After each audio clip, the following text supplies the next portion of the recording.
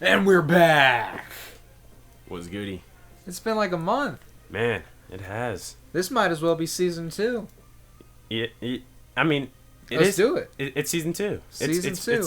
You know what? A month break warrants a new season. Yeah, season 2. Welcome to season 2. This is season 2 of the Penny Bloom podcast. How are you doing? This is season 2. Season 2. Welcome to season 2. Season 2. Season 2. It's gonna be full of adventures. It's gonna be full of adventures. Season 2. Goddamn. You know it's gonna be full of. You know it's gonna be full of fun. What it's gonna be great. What are we gonna be doing? It's gonna be great. What are we gonna do? We're gonna be talking about a whole lot of shit. Because that's what we do. Like what? We Like talk what? about a whole lot of shit. Season 2, and we'll do it again for a million seasons. It's gonna be forever. Colton and Tavares, Penny Bloom podcast. Forever. Rick and Morty. Season 2. Welcome to season 2. How are you doing? This is season 2. That was so weird. If you're still with us after that monstrosity, today we're going to be talking about this year, 2019. Been a year. It has been a year, and we're going to talk about music specifically. We're going to save another episode for the movies and television. But today, we are going to talk about the top 5 hip-hop albums of the year, in our opinion. We are going to talk about our top 5 favorite albums of any other genre. And then we're going to talk about what 3 songs defined our 2019. All of these have honorable mentions. We will be talking extensively about this year's music. It was an interesting year, but it was still like a year that I think built on and really helped me figure out what it is I like. Yeah, what it is that I really like. And that's the thing. I like everything, music. Bro. Exactly. There's nothing that you can play me and I'll go, ugh, like that's just not good. And there is stuff, and it's hard to find. It's hard. It's really hard. Because I'm pretty open-minded at this point. Yeah. I try to be. I try to be too, because somebody likes it. So exactly. Somebody made it. Somebody made that shit, and that's art now. That's art. Yeah. That's dope. They that. They came up with that shit in their heads. They just fucking came up with it. And then they did it. That's just wild. I feel like that goes understated all the time. Oh yeah. The fact that humans create music is fucking beautiful to begin with. Oh no, it is, and music is one of the most pure forms of expression, because that shit's just it's universal. It's universal, and you can take sounds and have that resonate with someone, even if they have no idea where that sound came from for you. And that's why music, and internationally, people listen to music from all sorts of languages, because that shit, it doesn't matter. This shit sounds beautiful. It just sounds good. That's all it is. What does it sound? What does it make you feel? It is sonically gorgeous. That shit that shit is sonically part of the brain seductive. In such an interesting way. It's beautiful. It's beautiful. Welcome to season 2 of the Penny Bloom podcast. You have now entered the Penny Bloom podcast, hosted by none other than Colton Robinson and Tavares Pennington. I hope you are prepared for a show unlike any that you've ever seen before.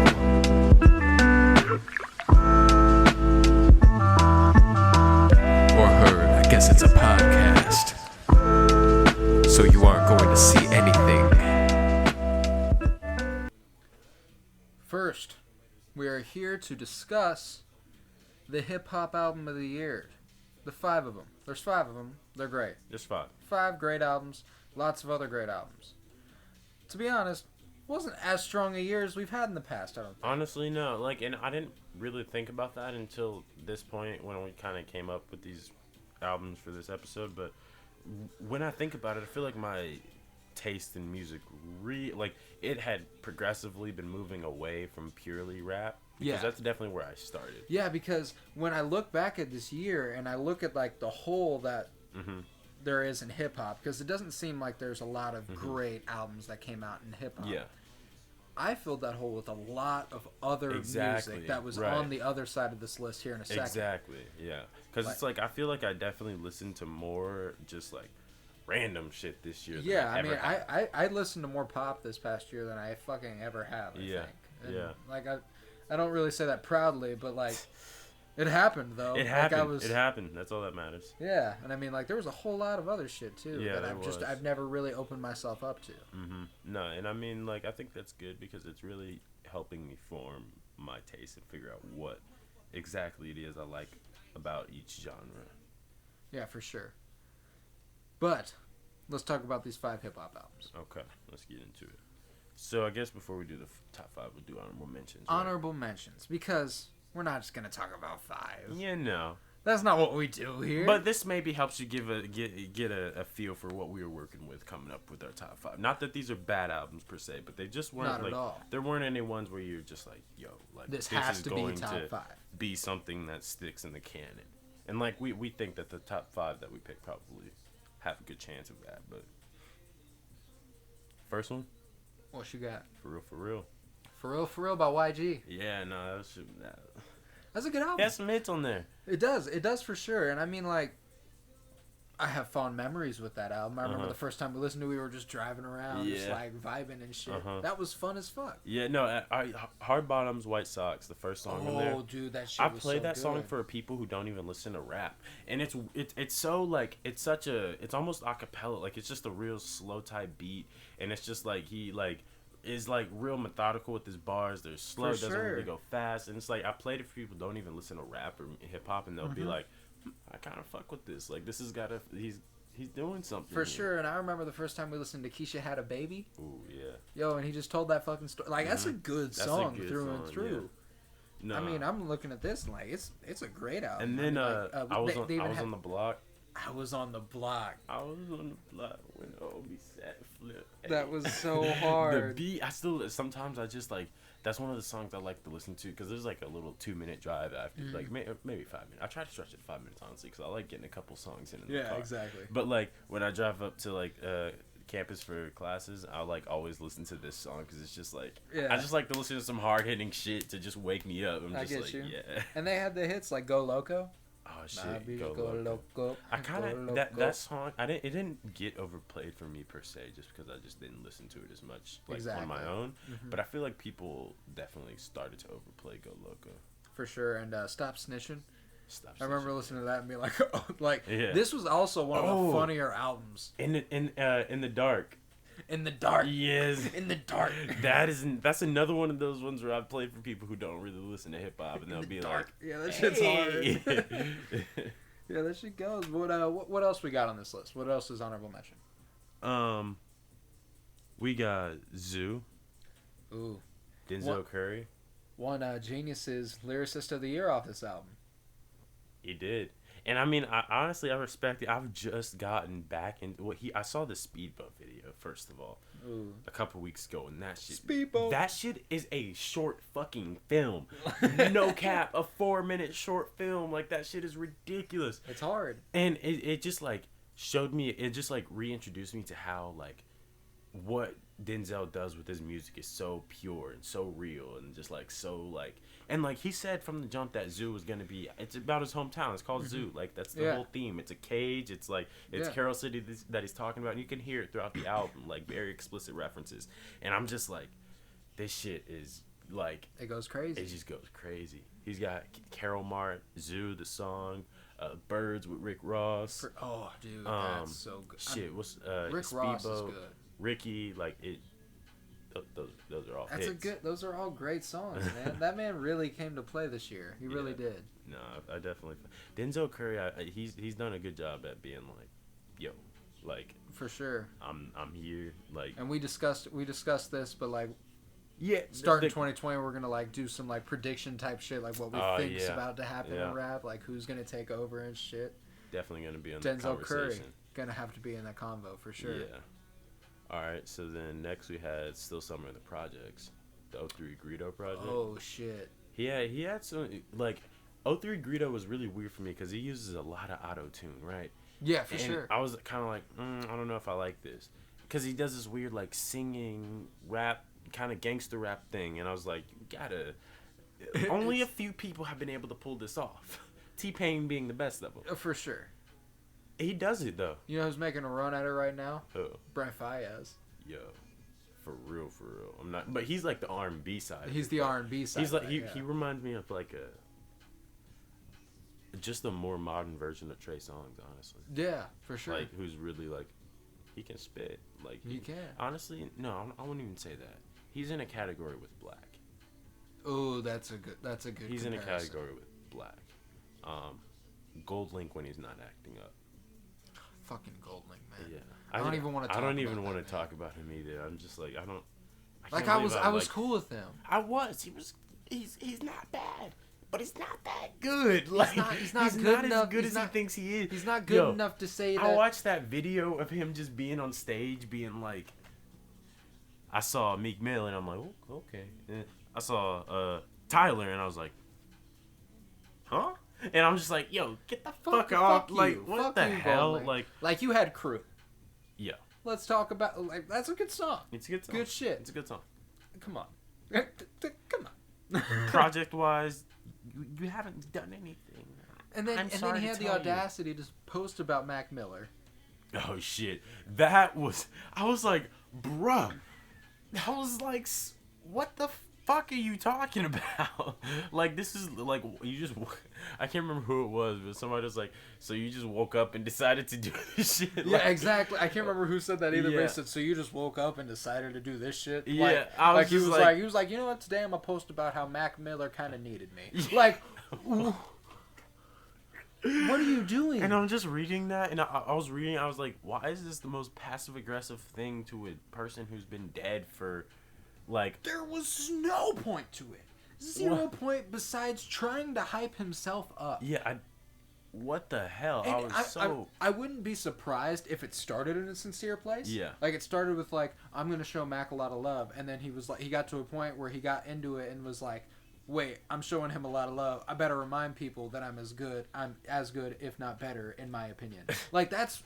No. You don't do that. What do you, like, just chill. Like, that's just not the time and that's what people have been trying to tell people, even about X. Like, sometimes it's just not the time or the place. Like, why are you making these comments? Like, what purpose, what end does this serve?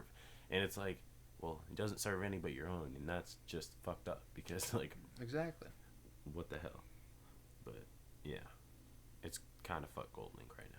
Kind of fuck Gold Link. He does have good music though. He does have some good music, and I appreciate it. But you're not Tyler, bro. Yeah, no, you're not Tyler. You're definitely not Mac. Anyways, back to Still Summer in the Projects. Great album. Oh, great album. Kill that shit. Next honorable mention: Mirrorland. Mirrorland, bro. Earth Gang. Honestly, I thought this might crack the top 5. It could. You know, I was rethinking about it. There's some songs on that shit. There is. There's some Bank. Oh, Bank. yo, Tequila. This Side. This Side. Blue Moon. What's the one that was on the Revenge of the Dreamers project? Swerve. Yeah, you did them. I was like, a Swivel. Swivel. Swerve. Swivel. That's just fire though. Like, yeah. Trippin' with Kehlani. oh shit. With Kehlani. Yeah. What was the first song in the album? The La La Challenge. that was good too. And Up, that was a single they dropped. was- Top Down.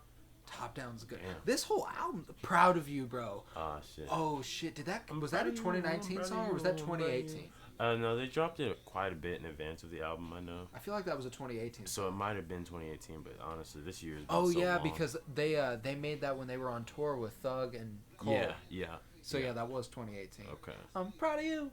I'm proud of you. I'm proud of you. I'm proud of you. Fuck it. Okay, next one. We're gonna just group these because one of them's an EP, but Feet of Clay and Let the Sun Talk. From Mavi, Let the Sun Talk, and then Feet of Clay from Earl Earl. Sweatshirt. Now, Mavi pretty clearly takes influence from Earl, and I think he's obviously very like obvious about that. But he does it almost better than Earl, honestly.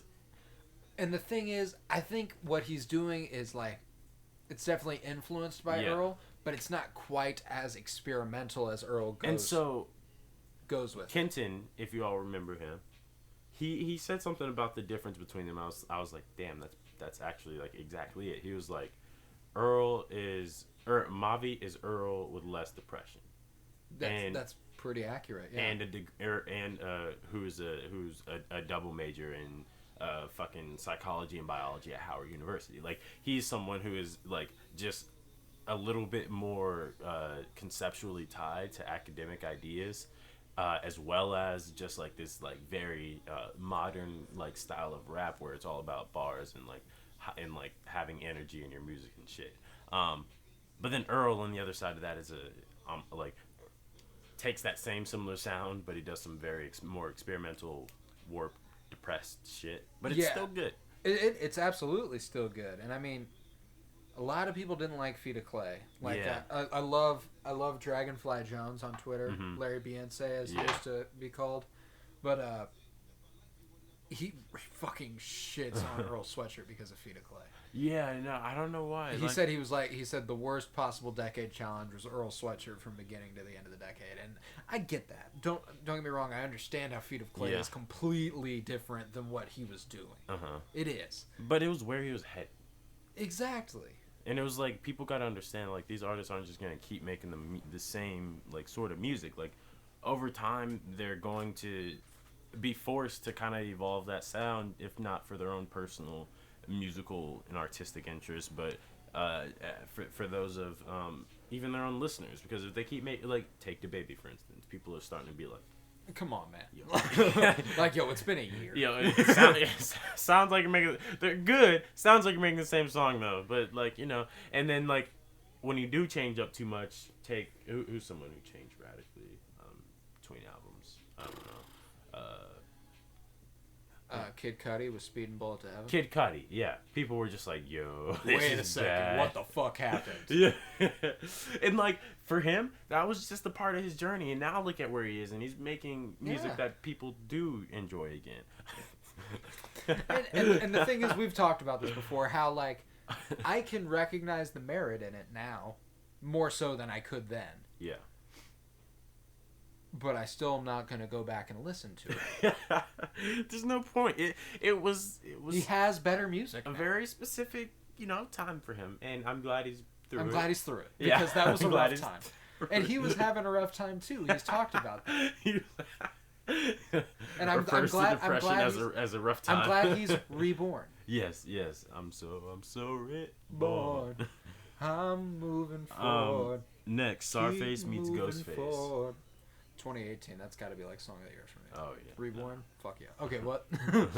Starface meets Ghostface. Starface meets Ghostface was dope, and it's an extremely underrated album. I wouldn't expect anybody to have heard about it, but it's such a fun concept because it's exactly what Ghostface Killah, Inspector Deck, and a bunch of dudes from Wu-Tang Clan have been doing for years, where they theme their shit to be like comic books. And I love it. No, it's because they take so much influence from like that sort of like nerdy shit, and it's like people almost hate on them for it, and I'm like, one of the dudes in let Czarface, them enjoy this shit. Like, yeah, so Czarface is Inspector Deck and a couple other dudes. I can't remember who they are, but they weren't in Wu-Tang. And then Ghostface Killah is also on this album. So basically, there's this one line on one of the songs where one of the dudes in Czarface goes, I guess y'all never really know just what the fucking MC do, because when I snap, y'all turn to dust like half the MCU. And I was like... Oh, shit. I was like, yo, what the fuck? What? Run that back. That rewound it for that line. And that he said, oh my God. He said, I guess y'all do not know just what the fucking MC do. Because when I snap, y'all turn to dust like half the MCU. For me, that rivals capital S-O, yes-O, fresh and double O-P, D-O-double-G-Y, D-O-double-G, you see.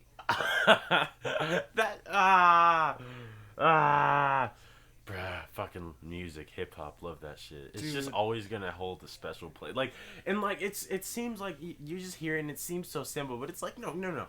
Think about that though. Like that had to like that. Like I said earlier in that like little one-off thing that we were doing. Yeah. Like someone, was that actually the intro where I said someone had to think of that shit? I think so. Actually. It was the intro. Yeah. Okay, we did a little soundbite a second ago that it's not in this episode, but that's just insanely creative and fun, and like there's no reason anyone should have ever thought of those words in that order until he fucking did. And that's fucking awesome. It's awesome, and it's just like you got to continue doing that, and that's just like the shit that I want to hear. It doesn't rival capital S-O, yes-O, fresh and double O-P, D-O-double-G-Y, D-O-double-G is C. But it's good. Yeah, it's good. It's good. That shit, that's my favorite bar. How long does it take you to think of something like that? Like Snoop Dogg, man, like he killed that shit. I just Damn. You just played Frank. This might have actually fucked up my. your top 3. Yeah. We'll talk about it later. Okay. DHL by Frank Ocean's playing now. But what is our next album? Crash Talk. Crash Talk by Schoolboy Q. I actually like. So as a whole, of his albums, this is the one I fuck with the least. But there were some really good. Like I was bumping. Like he had 5200, and then he had. Floatin'. Floatin'. Yeah, and it was like a. Hold on. It was like a. It was just a more pop version of songs. It was more of a pop version of what Schoolboy Q does. Yeah, exactly. And that's definitely true. But he had Num Num Juice was fire. Num Num Juice. It was 5200 Black Folk and then Floatin' and then Dangerous and like that line. Ooh, Dangerous. That was nice. Dangerous was the video for Dangerous. Oh, was crazy. Ridiculous. And then Crash was good and Water, Lil Baby, but it was very poppy. But it was he had some. I think it got his name out there a bit more, which is kind of like what I want from Schoolboy Q. Just because, like, I don't know, he doesn't really have a taste that generally people are going to be interested in. That's just the way it is. Yeah, but what's interesting is that he has had songs in the past that were more pop hits than he had anything on Crash Talk. Yeah, that's true. I mean, like, Man of the Year was a pretty big one. Studio. Oh, yeah. I'm just sitting in the studio trying to get to you, baby. No, that's honestly probably one of my songs in the decade. For sure. That's an all-timer. Oh. That would take so long. Songs of the decade. Yeah. Ooh, dude. No, we do have to do it, though. We do. That's what we're going to do. Like, we already talked. We're going to do everything for the... Yeah, that's 2020. Yeah. We'll talk about that. Yeah. All right. Everything's for Sale. By Boogie. That's a good album. Put Boogie on the map for sure. And then he was on Revenge too, and that he shined on that. He for real did. I mean, Boogie. Anytime he pops up on a song, it's always good. Oh yeah, no, like, it is. And he had a bunch of good songs on Everything's for Sale, like a Soho. Soho, JID, that shit. That's definitely my favorite song. Please no more Soho. We don't be talking to brabos. That's just so good. And I mean, Skydive and Skydive 2 with Black. Oh shit, yeah. Time with Snow Allegra. Mm-hmm. I think that's how you say her name. And then he had one with Eminem. Yeah, Rainy Days with Eminem, and that's actually a pretty good song. And to be honest, Eminem ruins it. Honestly, Eminem tends to do that sometimes. And here's the thing. Eminem was great. He was. When he came into the game, and for the first 10 years, I'll give him 15. Because 99 to 2014, we'll say. Because that's when Marshall Mathers LP2 came out, and that was a good album. Yeah. He was great. Yeah. He did good. But now that's just not what's here anymore. No, it's not like it's bad anymore. Uh-huh. It's just nobody.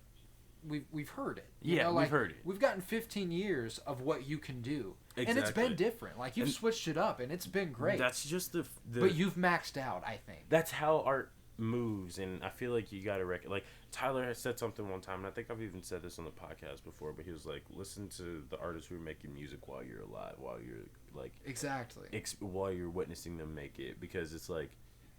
Music is it's another facet of cultural expression, and it's always something that is going to reflect the times, and it's going to reflect it in ways that you don't even like fully apparently comprehend notice now, because it's about general emotions, general feelings, general just like ways of using language in a particular time. So it's like it's all a reflection of that like specific cultural moment. I think Drake's an excellent example. Exactly. Of that. And it's like you have to immerse yourself in that because that's the time you're in culture you're experiencing, you're helping build and construct. So it's like have I don't know, interest in that before you continue to bring like, and not to say that it's bad to take things retroactively and give them a modern flavor like exactly yeah but it's like you gotta evolve that shit no matter what. And the thing is, and like that brings me back to Eminem, is that like he did evolve, and he did good at evolving for a while,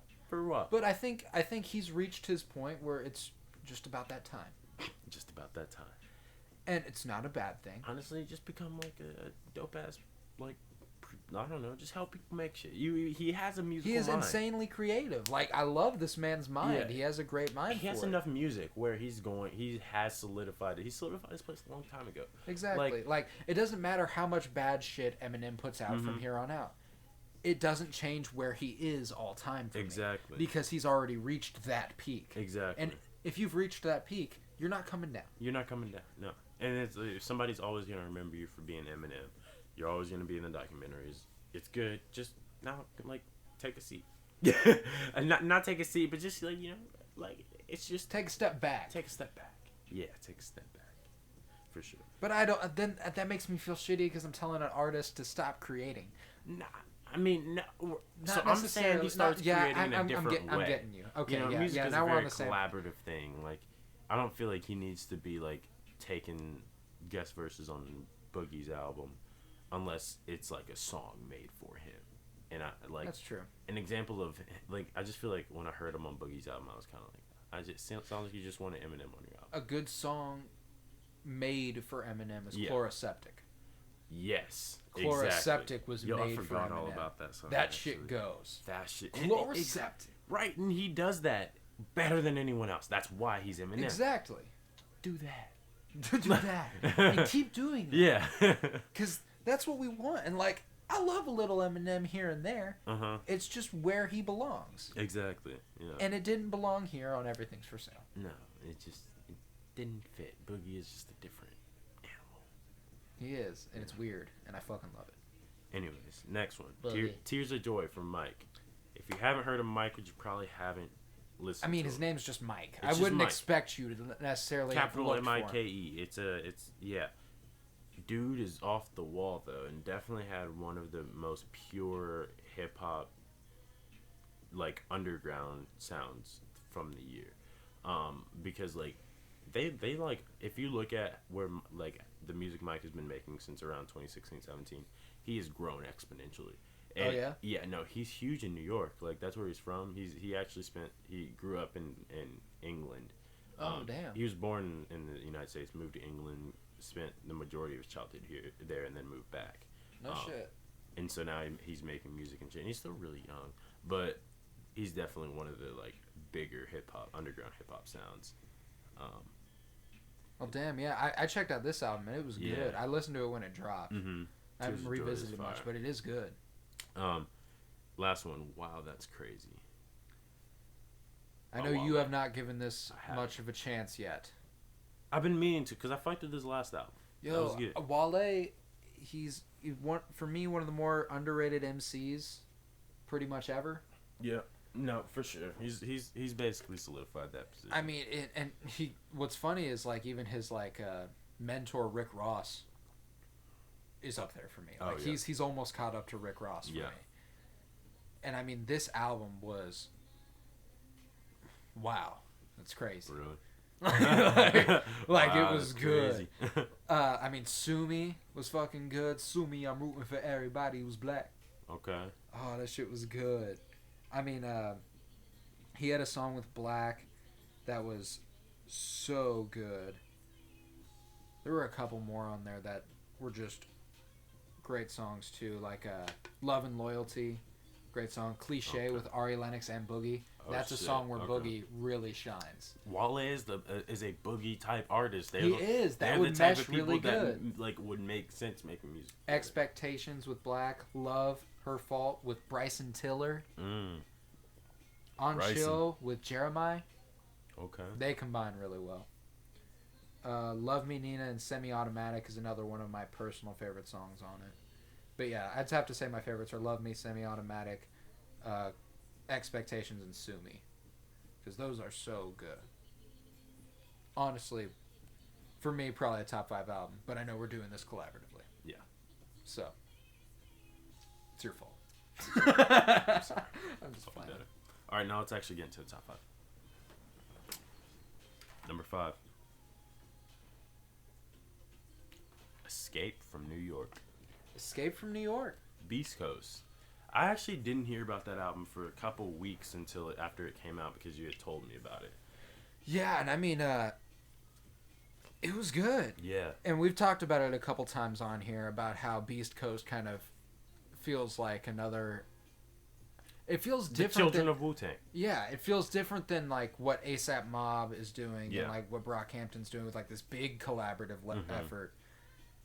Because they all had their individual careers. Yeah.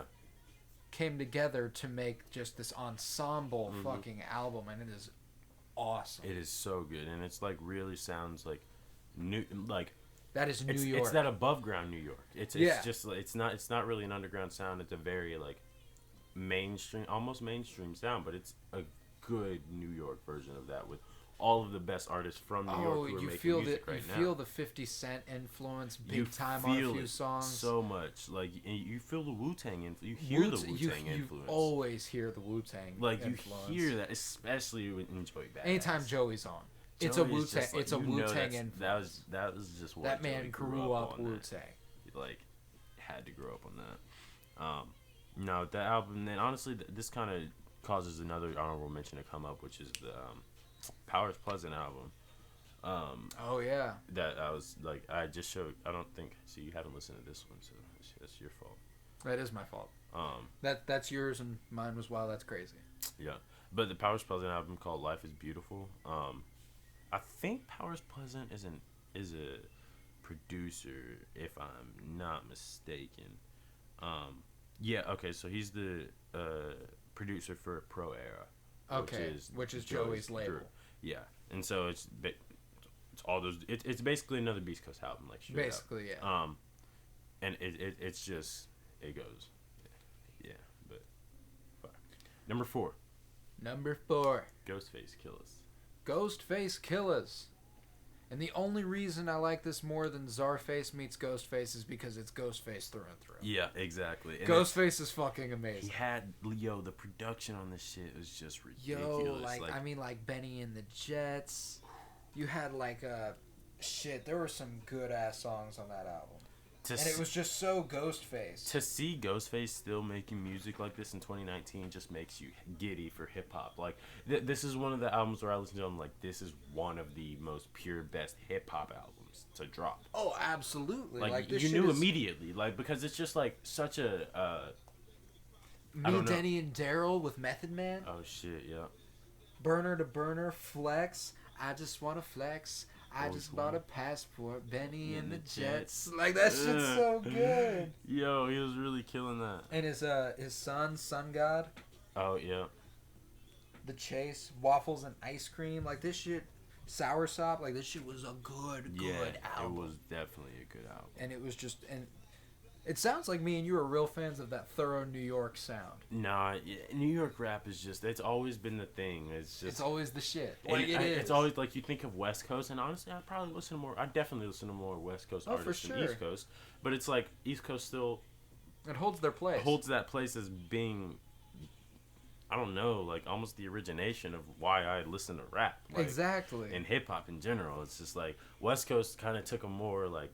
a different vibe, took like their own hometown vibe to it, but it's like they took East Coast and then made it Oakland. Right. I just fuck with like the how East Coast producers produce and like just like the sounds that they use. It's like less energetic, but it's deeper, it's more dense, and it just feels more textured and I don't know, like you just like soulful in general, like it just has so much more emotion. I feel like I should go back on my previous statement because Oakland is a part of the Bay Area, and Bay Area music is far different than West Coast music. That is very true. Bay Area music has a very distinct sound. And that's the thing about West Coast music in general to me is like it feels like it has facets. A distinct sound. Yeah. Yeah, and it's like you listen to some Oakland shit, you're gonna hear some bouncy ass shit. Yeah, like, you hear like L.A. Compton type shit. Right. That's different. Like you're gonna hear like maybe some just like it's still gonna be bouncy. Like West Coast has this general bouncy vibe. For sure. But like, it almost seems just like too euphoric in a way. It's like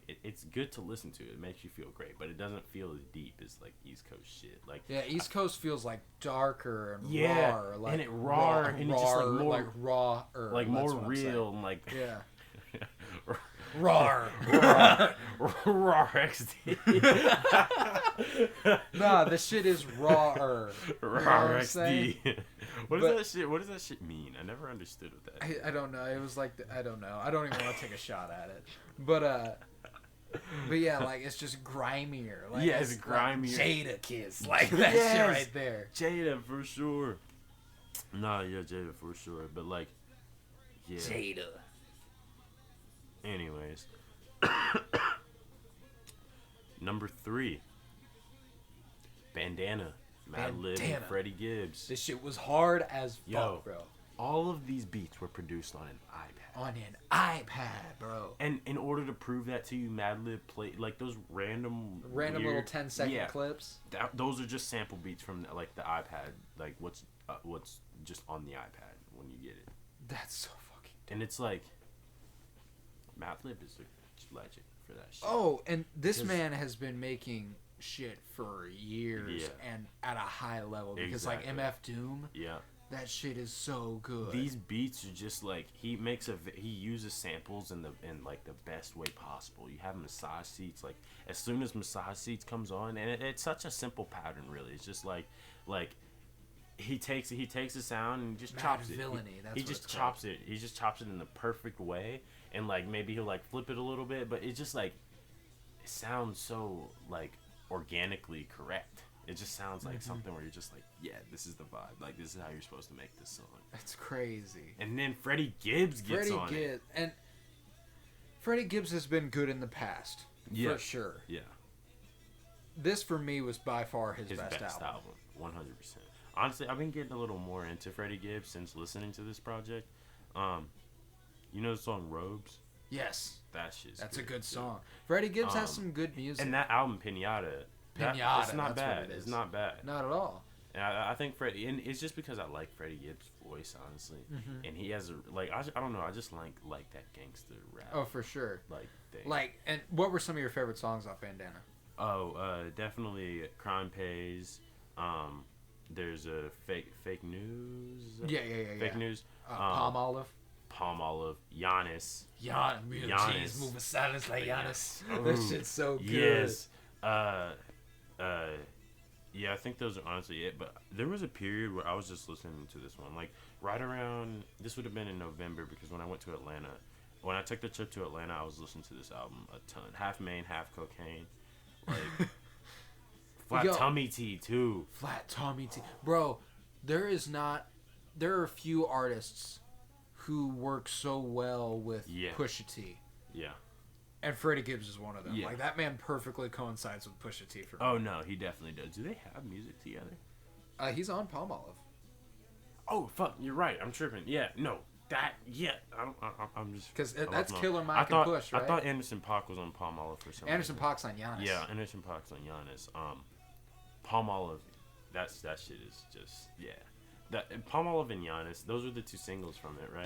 That's where... Yeah, and Palm Olive is where Pusha T drops that bar about, he said, Barack let me in the house knowing I was a criminal. Yeah. Oh, shit, yeah. That shit is hard. Yeah, let me... That shit was fire, I'm not gonna lie. Bandana was just it was really something I didn't expect.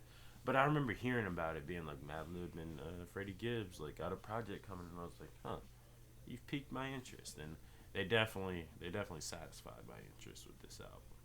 Oh, absolutely. Number 2. Have you noticed that our first 3 have been more about the classic type sound of what rap is? Yeah, no, I mean, that's what you're looking for in a year of hip-hop like this, honestly. Yeah, it's true. Because there wasn't anything that was, like, introducing anything to hip-hop or anything. Like, not really. Like, we've had those in past years. Like, I think Flower Boy. Yeah. In 2017 was a different one that, like, something we'd never heard really. Yeah. I mean, you have those every couple of years that is just like, this is different in the best way possible. Like some rap songs, for example. Like, some rap songs, like, that was definitely one that would have made our top 5. Absolutely. But, number 2. Number 2, we got The Lost Boy. The Lost Boy. That shit's good, man. YB and Cordae. And He's like Denzel Curry, like we were talking a second ago. That man's gonna be the next decade. I think he'll run that debut shit. album. For a debut album, he really came in and killed it. Like one of the best debut albums pretty much ever. Yeah, no, pretty much. Like there have been some great debut albums, don't get me Mhm. wrong, but I mean, off the top of my head, this is an amazing R&P broke as fuck. R&P, bro. Yeah, goddamn. Boom, boom. One What of was the, y'all gonna be fucking with me. I got 2 bad bitches gonna be rubbing my feet. I got 3 young, said the bus of the heat, and all y'all ain't got nothing on me now. Oh, that's Anderson Paak, yeah. Put your fucking hands up. This the fucking anthem. Smiling cause I'm young, rich, black, and I'm handsome. Not to mention wealthy. Ass on that healthy. Young millionaire. What the fuck can you tell me? Smell me. That's Chanel cologne. Oh, shit. Yo, that's such a good song. And like, that's Corday just bodying shit. Yeah, no, he fucking all over the album. And I feel like one of my favorite just songs of the year, honestly. Damn, I didn't even put this on the list either. Nightmares Are Real, though. Nightmares Are Real, again, with Pusha T. Pusha T makes everything better. That's a promise. Yeah, no, he does. Because I feel like Pusha T just has a very distinct flow. And he's more of a West Coast guy, but like... That's funny. I think he's more East Coast. Where's he from? Virginia. For real? Yeah. I always thought he was West Coast for some reason. No, he's a Virginia guy. Damn, okay. So... Yeah, he's I guess that DMV makes guy. sense. Oh, shit. That's crazy. Yo, I didn't even... I guess it's just because he talks about cocaine. But, you know, there's cocaine everywhere. There's cocaine. You can find cocaine anywhere. Yeah. Around here, you're going to find some real stepped on shit. That's just how it be. Midwest, I mean, can't be expecting too much. No, you definitely can't. I wouldn't know. I don't do cocaine. Yeah, that's good. It seems like too much. Yeah. It's really not, actually. Huh? It's really not, actually. Still shouldn't do it. You shouldn't do Yeah. it. I'd like to make it clear I haven't. I promise. Sure. My word is my bond. Okay. I believe you. I think. I don't do cocaine, Tavares. All right. I do cocaine. I don't do cocaine. I feel like I've joked like around a scene too much. out of BoJack Horseman. It's like, I don't do it, okay? I do cocaine. All right. So yeah, Pusha T makes everything better. Pusha T makes everything better. Add a little bit of Pusha T to your tea. Add a little bit of Pusha to your tea. Ooh. Okay. I like it. Add a little Pusha to your tea. But yeah, Nightmares Are Real. It's a good song. Good song. Good. Definitely a good song. Number one. Jinx. Fuck you. Jinx. Fuck you. Revenge of the Dreamers 3. They can't see you, Tavares. You can't hold up a 3 to the mic. It's not how that works. Let me be. Bow your head. Yo, what song is this? Pray by The Game. Featuring J. Cole. Yo, I thought that was J. Cole that I was hearing. I was like, I have never heard this song, though. And I'm like, I've heard every J. Cole. It's from 2012. Whoa. I was just going to ask if this is from the Game's new album. Bow your head. Pray. Whoa. Bow your head. Oh, shit. 2012. He was... What the fuck? Wait, what album is this from, then? It's from Jesus Piece. Same one as... By The Game? Yeah. I don't even think I've heard that album from The Game. Like, that's kind of It's a good album. It's a good album. Did you listen to Born to Rap?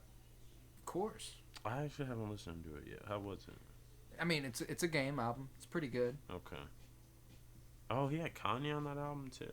That was a good album. Anyway. Okay. Revenge Yeah. of the Dreamers 3. Honestly, for what that was, like, it was perfect for this year and satisfying you for a long time. There was just so many people. Oh, in I there. could listen to that album for months on It came out. When did it come out? I feel Not like February. kind of. No, not that early. No, that's when originally they said it was going to come out. It came out Like late. Kind of like summer. June? Yeah, June, I think. July, maybe? June or July. Revenge of the Dream, because I remember they definitely said that it was coming early and then it didn't come early. Like, like what always happens. July 5th. July 5th. It came out on my mom's birthday. Interesting. Neat. Nah, that shit was fire. Because Fire. I remember just like... Damn. So that album dropped the same weekend Stranger Things 3 came out? Yeah. That's an all-time entertainment weekend. Wait, we had to have recorded about that. Because we were recording. Oh, when yeah, it was Stranger the same Things episode. came out. It was the same episode. We did Stranger Things 3, Revenge of the Dreamers 3, and something else. Yeah, going back. Eris. We did Eris. That was the same night. Holy shit. Oh, that fuck. was forever ago. Yo. And we were recording podcasts about it. That's Damn. crazy. It's been a while. It's been a while. Huh. This is like the 9th month of doing it. Bro, it's been 9 months. March? No. May. No, we started in May. June. We started in June. We started in May. May. First episode was May. Game of Thrones. Oh my god. Game of Thrones was this year? Bro, that's crazy. I'm not okay. What? Game of Thrones? I didn't even... I haven't thought about Game We of have Thrones. to talk about Game of Thrones We for the will. TV. Oh, absolutely. Like, that was pretty much all we were going to be talking about for the TV. But, I digress. Revenge of the Dreamers came out on on a spectacular weekend. And it was one of the greatest collaborative efforts in rap ever. Yeah. If not the greatest. No. Because there was 100%. how many artists on that? Yo. Combined, even in those that weren't featured, I think it was in the hundreds. Yeah, I thought it was like Who? at least the 70s. Like, Yeah, like it was up there. There were a ton of people who came through. like was if it 2 wins, weeks if it that wins rap album of the year, it fucking the collaborators of that, it would be the most to ever win a Grammy for one award ever. damn. And we never talked about the Grammys, did we? Do you remember the Grammy nominations for hip hop? Revenge, Lost Boy, and there was one other that I kind of agreed with. You said there was one that you kind of agreed with. Yeah, but I can't remember. Anyway, Revenge of the Dreamers. Oh, they put Igor in there. Oh, I Was. Yeah, they put I Am I Was was on like 21. I mean, it was alright. It was a solid album. I mean, it was no. Oh, and championships, which I kind of see. I can but, get that. like, I can get that. Yeah. I don't think it was top for me, but I get it. There were good songs on it, of course. That was 2018 though. Oh shit. It goes back to 2018. Damn, you're right. Yeah. Weird. But yeah, Revenge of the Dreamers should win Grammy Rap Album of the Year. Yeah. The Grammys hate J. Cole though, Yeah. but I Does can't he imagine have they any would. Grammys? I don't think so. That's wild. It is wild because he's far and away one of the best artists Yeah. of our time. In terms of like this decade, wouldn't you say he was top 3 artist? He was number one. Honestly, Him, according to my Spotify. Kendrick's number 1. Yeah. In terms of, we've discussed this. Yeah. J. Cole is my favorite. Of course. But Mine too. Kendrick is dope. No, it doesn't look like he's ever won a Grammy. He's been nominated for New Artist 2012, Power Trip, Planes. Apparently it was nominated. Huh. Oh, It's a good song, but I would have picked a different song. Oh, it was rap performance. That's why. That was a good ass rap performance. Oh yeah. Like just in terms of his vocals on that shit. He was nominated for Forest Hills. He was nominated for Pretty Little Fears, Come Through and Chill, The London. Actually, The London this year, Down Bad this year, Middle Child this year, A Lot this year, and Revenge. He better win one. Oh, if he doesn't win better win any, then one. you know the Grammys just nominate him to nominate him. Yeah, exactly. Because, like, that's just kind of ridiculous. But, KOD didn't get any... Wait. KOD didn't get any Grammy nominations. That's bullshit. That's massive bullshit. But Revenge of the Dreamers.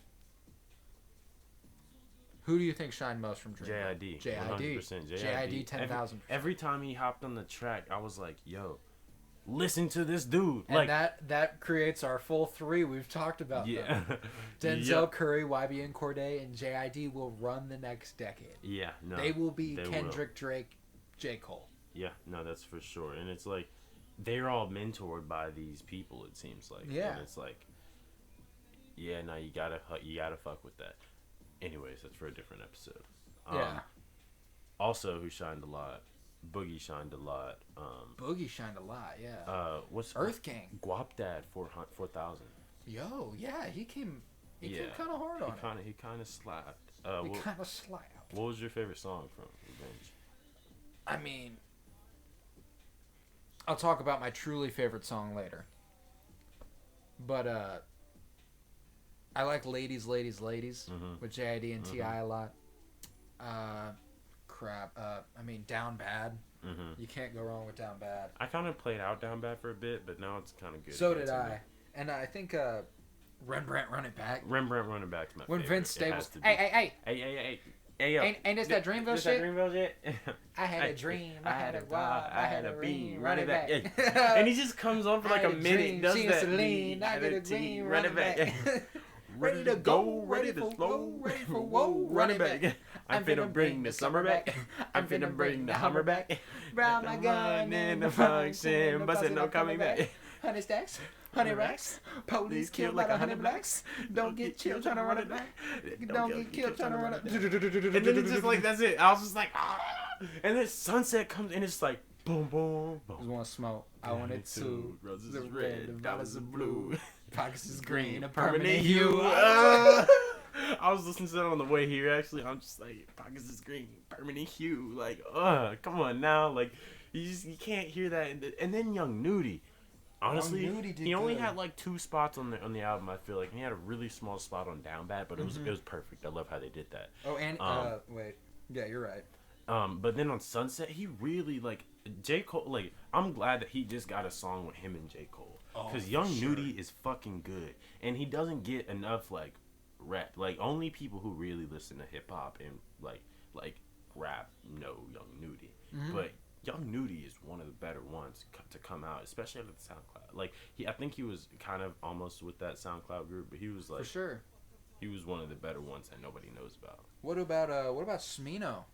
Popping up on, like, Sacrifices? Oh, Bro, shit. We didn't even talk about Sacrifice. Hugging the black all day. I had nowhere to go. She gave me a place to stay. She gave me a heart to hold. I still got this shit to this day. I'm crying writing these words. The tears, they feel good on my face. Hey.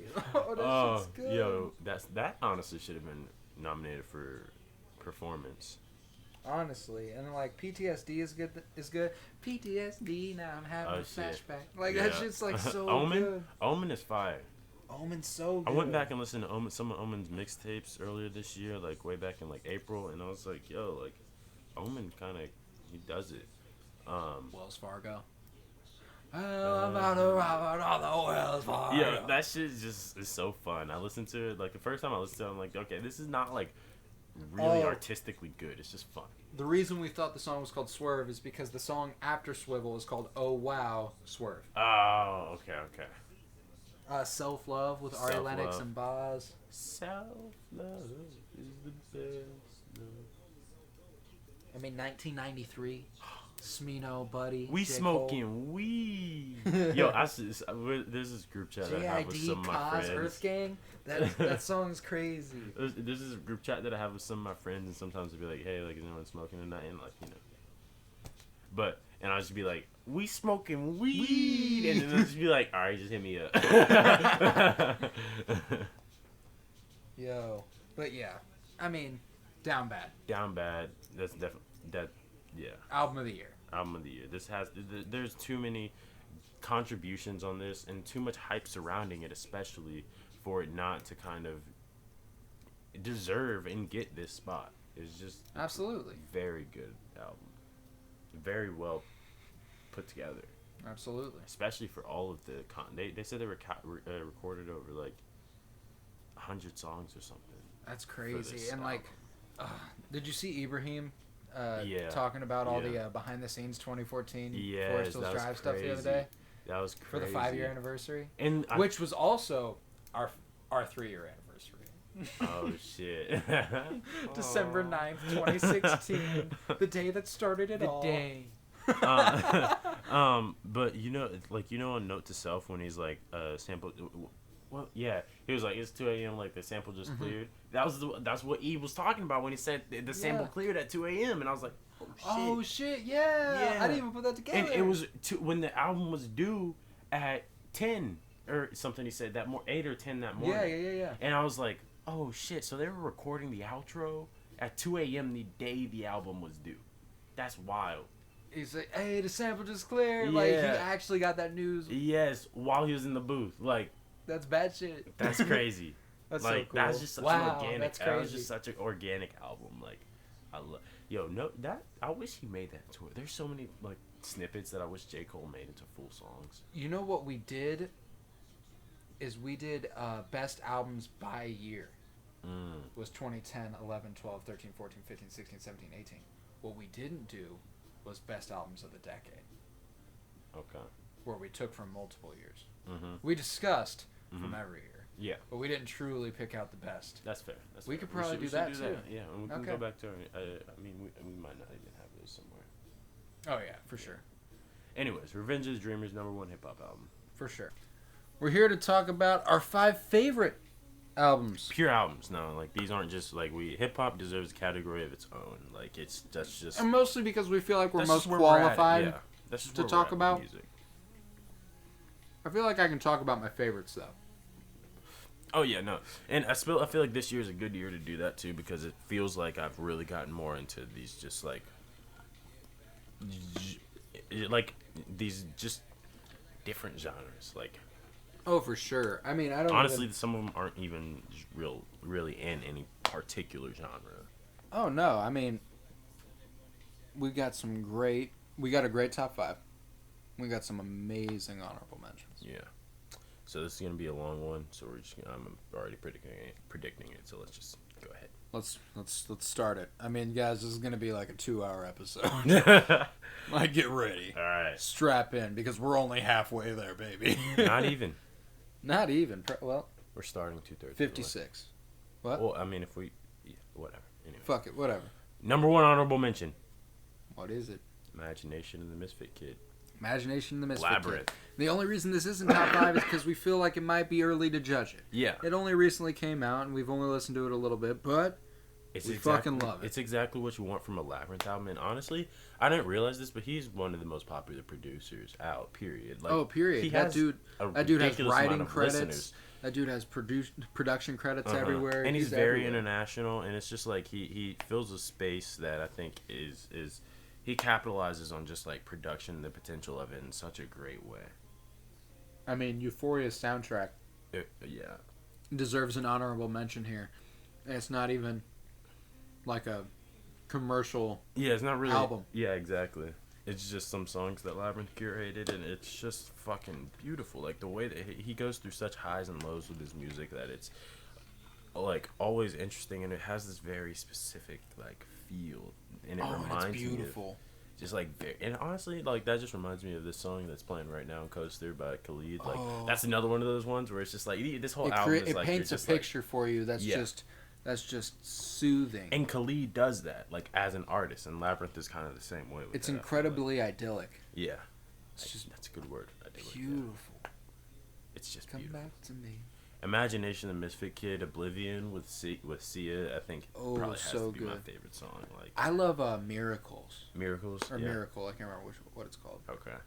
There's a few good songs on that, though. Yeah. No, he honestly the first 2 or 3, I can't remember the name of them, but they were all just like Imagination, right? Isn't that one of them? Yeah. Trying to remember was it just Imagine? Oh, it might have been just Imagine. No, it was Imagination. Okay. Misbehaving, Miracle, Juju Woman, which is only like 50 seconds, but it's fire. Oh yeah. And then The Producer. That was like the first song that I got to and was like, oh, okay. Okay. Like, this is crazy. Where the Wild Things Go deserves a mention too. And Mount Everest. I was so glad he put Mount Everest. Something's Gotta Give. Oh yeah. Oh, but Mount Everest, bro. That was a single, and that was also in Euphoria. It was. Honestly, I'm kind of feeling like going back and watching. We might have to. It's wintertime too now, so you know. So you know you're gonna be depressed. Depressed like a motherfucker. Like summertime Euphoria got you depressed, but it was sexy. Winter, you're just sad. You are just a sad pile of shit watching Euphoria. Yeah. I'm excited to be that sad pile of shit. I am. I just started The Wire, though, so I'm trying to kind of... I feel like it's going to take a lot of devotion, though, to finish The Wire. You'd be surprised. I got over with it pretty quick. Really? Yeah, and it was really good. How many episodes are there in a season? About 10. Okay, that's not bad. I've went through season 1 to go away pretty quick. Anyways. Next honorable mention, Apollo 21. Steve Lacy, bro. This one was almost made it too. This is like for real because we drove around listening to it and we were just vibing. That was so much fun. It has one of my favorite first listening experiences for albums. No, and it felt like you're supposed to listen to that album doing some shit like that because it was like really Steve Lacy being Steve Lacy and making some like I don't even know how to categorize it. Just like Steve Lacy music, like he has his own sound. He really does. I love it, and that's why like I feel like his work with the internet especially was formative, and him getting this sort of like very vibey ass sound to his music. It's like, just wavy, just like, and and this album Apollo 21 was so reminiscent of like a 70s style. Yeah.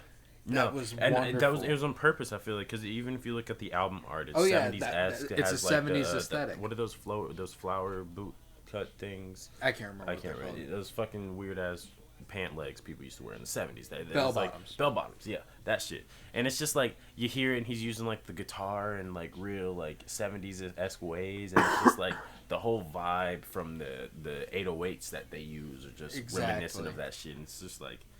And I'll talk more about this song later, but Hate CD. Hate CD. The transition between, honestly, I think it was Hate CD and a different song, if I remember correctly. But yeah, Hate CD just reminds me of like a... Hate CD and then In Lust We Trust. Hate CD reminds me of like The Joker by Steve Miller Band. Oh, shit. But like just a modernized and more... funky, like vibey, like just that. No, I get that. Yeah, Steve Lacy, man, he killed that shit, and especially for a debut album, like it was good. It was Imagination and the Misfit Kid was Labyrinth's debut album too. Was it? Yeah. Damn, I mean those are. So he was. Damn, we had some good debut albums in 2019. Exactly, which is why I'm saying there were some good Corday? albums, like in general, like I feel like just like the music that we were getting from this category that we're talking about now is like really interesting. It's what made the year. Yeah, because hip hop wasn't lacking by any means. It goes through off years, just like it does. Else. I mean, for sure. But I would say we didn't get a solo classic in hip hop. No, that's fair. I mean, Revenge of the Dreamers, I don't even know if I'll necessarily look back on that as a classic. It was a classic moment, not a classic album. Exactly. Yeah, for sure. The next album, though, Run Wild, Run Free by Zachariah. We've talked about that album extensively. Shit's just vibe. I had some friends that are going to Utah, and I almost wanted to tell them, like, yo, this has nothing to do with Utah, but this album just reminds me of Utah so much because I listened to it for the first time in Utah, like in the mountains and shit. Oh, dude, and, like, it would match the mountains perfectly. That shit was... Like, that would have vibed so perfectly with my trip to Colorado. And it's like, it's one of those albums that, or it's an EP, actually. And Zachary's debut project. He doesn't even have a debut album out yet, so I guess we'll be looking forward to that, hopefully in 2020, but probably in 2020. Yeah. We had some other good EPs, too. Zachariah, though, just started. He's going to be one He's of those. He's going to be good. He should be in our conversation about YBN and JID and them. Yeah. For sure. Definitely. Along with Brent Faiyaz. Brent Faiyaz, man. Black too. Dude, we have so much great music in the future to come. Oh, I'm so excited. This is gonna be like our decade. I feel like it is, because this is truly our generation. Yeah, exactly. Like J. Cole and Kendrick are technically the generation above us. Right. We're just kind of like, that's just good. But but because of that, we're gonna make this. Exactly. And this is the shit that's really... Because really I've always known that. Like, I'm like, the more that I listen to music, the more that my taste has evolved beyond J. Cole. And it started with J. Cole, but it's something else because of J. Cole now. Exactly. And everyone else, J. Cole is just the generality. But, yeah. Next album, Arizona Baby by Kevin Abstract. Definitely worthy of a mention. I mean, because it had one of the songs of the year, Peach. I didn't even think of that. Oh shit! I didn't even think of that. Peach is definitely there. Yeah, no, I didn't even. Yeah, Peach has to be. Okay, we'll just knock off one of our other songs later. We'll talk more about Peach later. But Arizona Baby was, Mississippi was shit. a great song. No, it was. Gonna find out that I'm not myself. There was a. In the spine house, my dogs need some Big help. Wheel. Big Wheel was fire. My cash machine. My cash machine. Dude, the song went. Oh shit, my bad. There was Georgia. There Georgia. was Baby Boy. I got Georgia on my mind, and I'm trying to keep it right. It's Yo. just me, my team, my weed, my baby oh daddy's shit! part This was outside. actually one of my favorite songs from this album. Come like, on, mama, let this know was the one where like I listened to it the first time. I was like, everything is you know, alright. and then I was like, a couple weeks later, I was like, Georgia is fire. Georgia is so good, dude. Georgia is really good. Like, when I got think about Georgia it. on my mind, and they trying to keep my mind. It's just me, my team, my weed, my baby daddy's parked outside. Call my mama, let her know that everything is alright. Everything you do is alright. Yeah. That is so Hey, good. he killed that shit for It real. really did. I mean, that was such a good song. No, Kevin Abstract just continuously makes like he's a pop legend. Like, And, for sure. Like, he has just this. He's a cult hero. for sure. You know what I mean? Yeah. Like, this man has he has classics in this niche. Yeah. And that's just perfect for him. There's no other way to put it. Like, he's just, he's his own thing, and I love that about him. No, he definitely is. And, like, I love that he fills that spot, especially in music. For sure. For being who he is and everything. But, next album we have Hollywood's Bleeding from Post Malone. I mean, we probably don't need to talk about it much. You get it. I mean, it's Post Malone being Post Malone. I mean, and the shit's good. This shit's good. It's just, he drops good music. Like, he does, and it's always shit I'm gonna listen to. It's a always lot shit that I'm gonna listen because to. there's a reason it's popular. Like, it's fucking good. Yeah, and it's just like he takes a certain vibe and he just like makes it hit. Like, he makes it his. He makes it his, and that, I still think, honestly, his first album is my favorite. Stoney, but yeah, that was a good Beer album. Bongs and Bentleys and Hollywood's Bleeding are definitely good to have in the discog. Oh, I think Hollywood's Bleeding's 10 times better than Beer Bongs and yeah, Bentleys. no, me too. I 100% prefer it to Beer Bongs and Bentleys. Because at least it's taking a sort of tasteful modern stance, and it's not like, I felt like he was kind of exploiting the music a little bit on Beer Bongs and Yeah, Bentleys. Beer Bongs and Bentleys felt like just a collection, or like not even a collection, just he just threw a bunch of songs together and put them on an album. Right. Hollywood's Bleeding felt somewhat cohesive, and it felt like an album. It felt like an album with a direction and a theme, and it felt like an album that generally came from a organic artistic place. Yeah. It wasn't something that was just like, these people, like, everyone These loves people will love these songs. This beat will get all the bitches lit. Like, Yeah. I mean, he still does that, But now he's doing it like him. yeah, right. And that's why Stoney was good. Stoney was so good. Stoney was just his, like, he needs to, like, and that's just God, like creative Feeling shit. Whitney. Like, that was some You remember creative Feeling Whitney? shit. I Yo. was feeling Whitney while my homie sipping. The first time I heard this, I was just like, I got goosebumps. the chills, Goosebumps bro. straight up. Like, you can't. And I'll never forget the first time I heard "Congratulations." Yo, that shit was beautiful. Like, I know that song got played out like way It over did. the top, way over the top. But honestly, one of the more beautiful songs to ever get overplayed like that. No Option was the one that No Option and Go Flex. Go Flex. And also, what was the one that everyone discovered really late? I Fall Apart. Dude, I Fall Apart. That blew my mind. Literally the next December, everyone was like, when he like performed it live somewhere, it was like, oh Holy my god, shit. this song. And I'm like, Yo, that song was on the so late. Like that song came out a year ago, bro. I had literally already played out that song for myself, and then everyone else went ahead and played it out double time. So now I like never listened to it, but that shit was good. You know what another one was it Truly Yours, Austin? Austin Post, yeah, or Sincerely Yours, Austin song. Post? Yeah. Yours Truly, Austin Post, something like that. Honestly, one of my favorite Post Malone songs. Really? For sure. That shit was definitely very good. I think honestly that one for me is the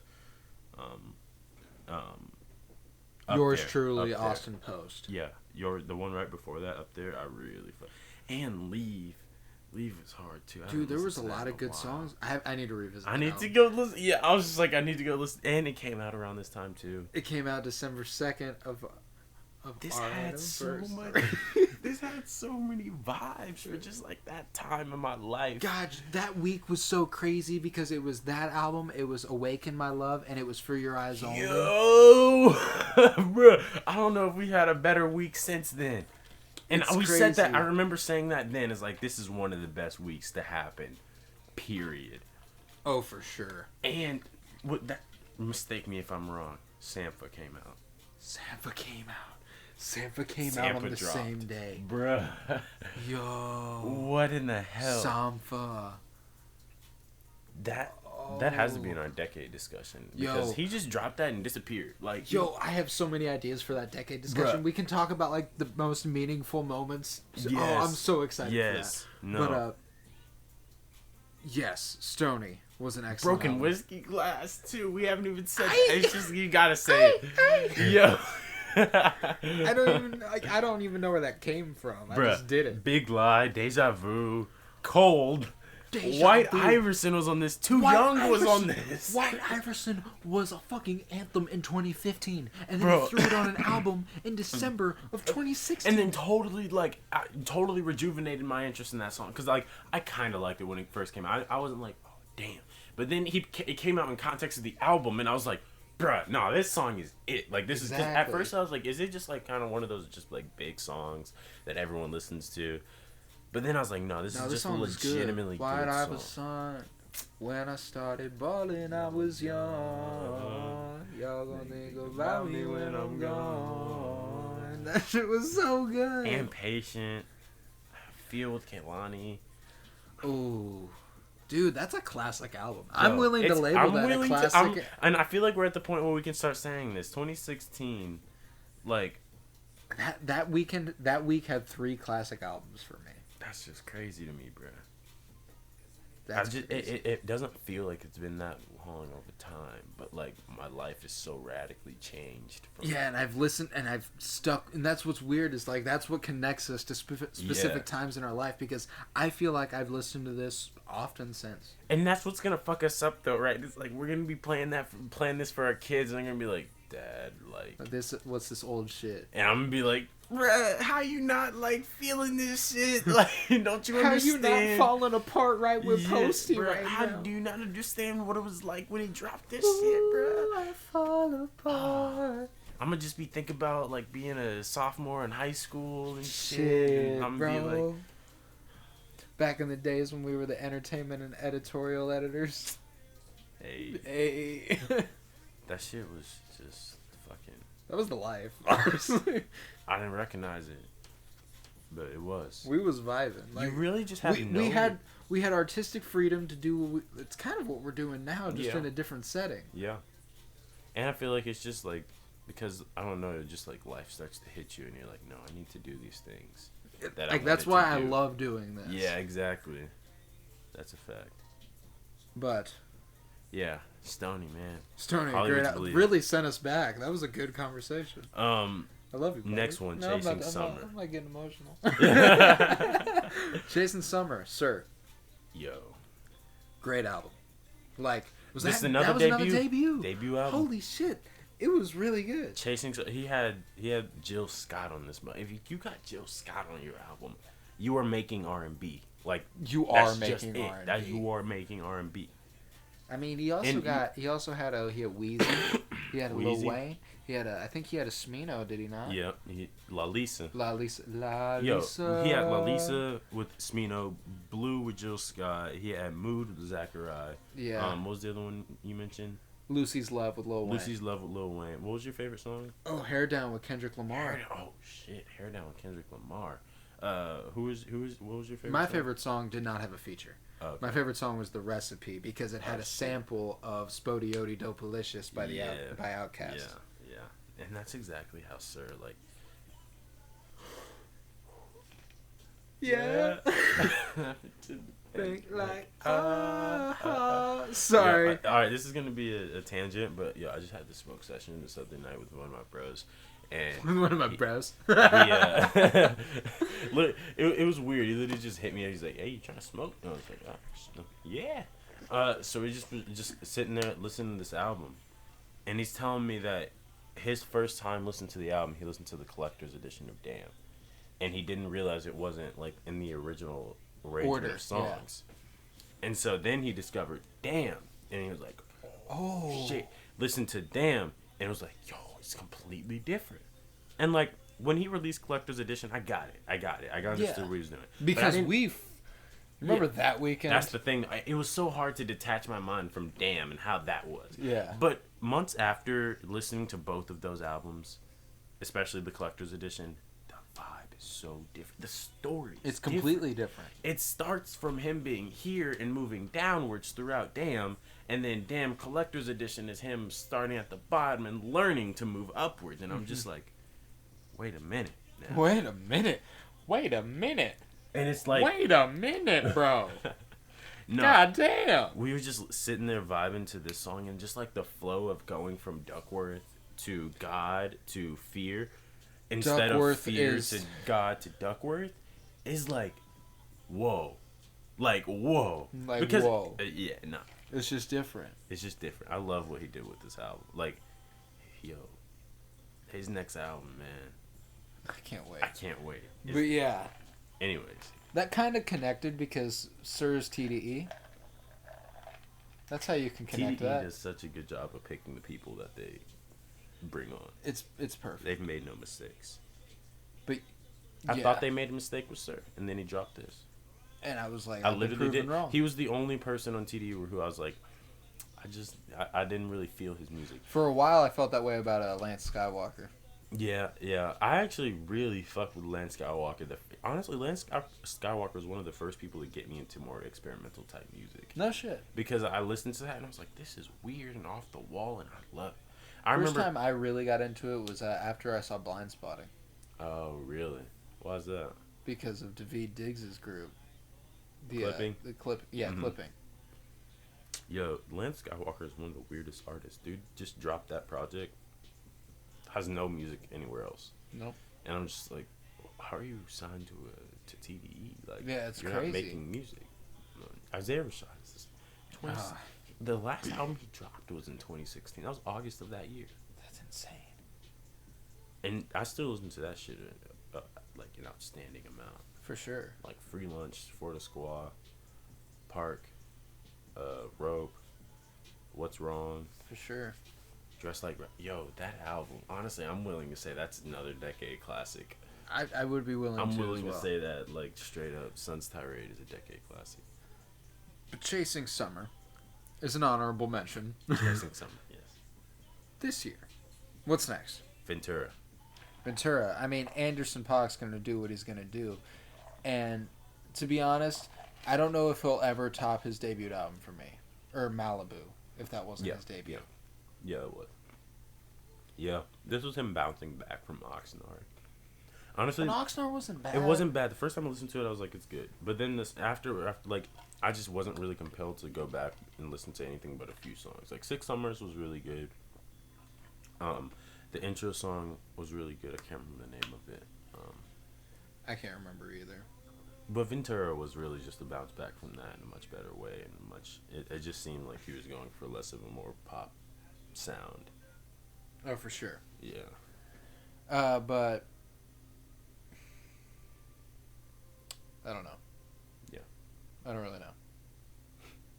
Sometimes Sometimes I just don't know. I just don't know either. It just be like that. Next album, 9. Blink-182, bro. Yeah, that's all okay, you. I this still, is me. I still never listened to this. This is completely me. It's the white guy here, all right? It's the white guy in me who fucking loves Blink-182, okay? Mm-hmm. This was their best album in a long time. Like, really good. And I kept going back and I kept listening to it. Mm-hmm. And, like, every time a song shuffled and it was from this album, I fucking listened to it. Yeah. And I couldn't believe it, that it just kept happening. Yep. And I was always in the mood to listen Sometimes to these albums songs. do that. And I mean, they had some great songs. I mean, like Pin the Grenade, and I mean, like, there were others. Yeah. But that's the only one I can seem to remember the name of right now. On Some Emo Shit, that's a fun one. Yeah. I mean, it was a fun album. Blink-182. It was a fun album. Still doing it, 2019. And a shit. It was a fun album. And It's it felt more like All the Small Things, Blink-182 for the first time in a long time. And that's really the goal for me. Fair enough. If you can capture the 98 to 2002 romantic comedy soundtrack sound for me, I love it. Okay. I like that. You know your taste. You know your taste. For sure. Next album, Pony by Rex Orange County. Rex Orange County. It's a good album. Mm-hmm. I love Rex Orange County. Dude's Yeah, dope. no, honestly, he's gonna be one of those artists for me, and I figured this out with this album is that he just has his sound. He sticks to that sound For sure. and like it evolves a bit, but like he just already fills a category that nobody else really does. So it's like everything sounds super original to him. For sure. And it's like I can just pick any Rex Orange County song, and like I have favorites, but like honestly from Loving is easy. yeah. I said loving is easy. Loving is easy. You Television had me so far so fucked up. good. Is Oh, that the shit. project or a song? That's a song. Yeah. The album's Apricot Princess. Apricot Princess. That album is So good. yo.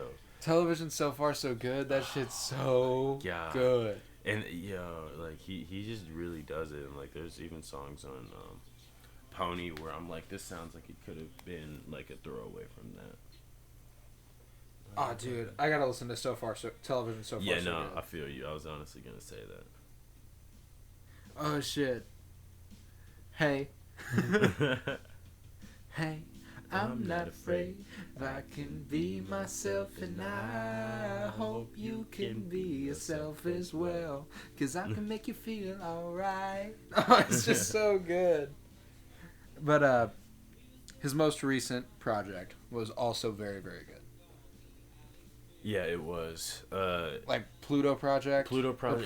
Pluto Projector. Projector and Pony. And I Pony. think Those were his singles. Those were his singles, and I think those were probably the best songs on the album. I agree. Because they sound very unique in their own way, each of them. He had more of a organic, like, I don't know, personal, I guess, perspective. Yeah, it felt very personal. Mm-hmm. Me. Yeah, there should go. What about me? Everything by Rex Orange County reminds me of What Joanne about Lee. me? Yeah. That's weird. I mean, like, we were really good friends when we both Mhm. really discovered Rex Orange County Mhm. down in Mizzou. Okay. And we didn't discover him there, but, like, we Yeah. listened to him a lot. Yeah. So shout out to Joanne if she's listening. Rex Orange County reminds me of you. It's kind of Yeah. weird, but... You missed the college life? No. Yeah. I get enough feel of you. it. Because I was never one for the party life, you Yeah, I know? feel And that's you. what most of my friends are doing now. Yeah, So I'd just kind of be doing the same thing I'm doing there. I feel you. Yeah, it's especially rough, especially at state school, I feel like. Yeah, because everyone wants to party at all And there's times. just so many people. I can't. So many it's so people. weird just going to a small school because like, I can't even imagine what it would be like to It's a lot of people. It's a lot at all times. be around all those people all the time. It's crazy. Just Two be so scoops in pissed. one side. A couple of hours can change your life. Is that, oh, what a night? What What a a night? night. What the fuck is a girlfriend? I'm in need of advice. Reggie Dash will go outside so I can get a fucking life. I need some friends and I need some advice. Like, it's so good. All right, next one. Quick honorable mention: Assumed Form, James Blake, Dude, James Blake bodied this shit. I mean, he had Travis Scott. He had Metro Boomin. Andre 3000. Andre 3000. That song especially just like definitely my easily All my my favorite. other bitches catch me in a daze.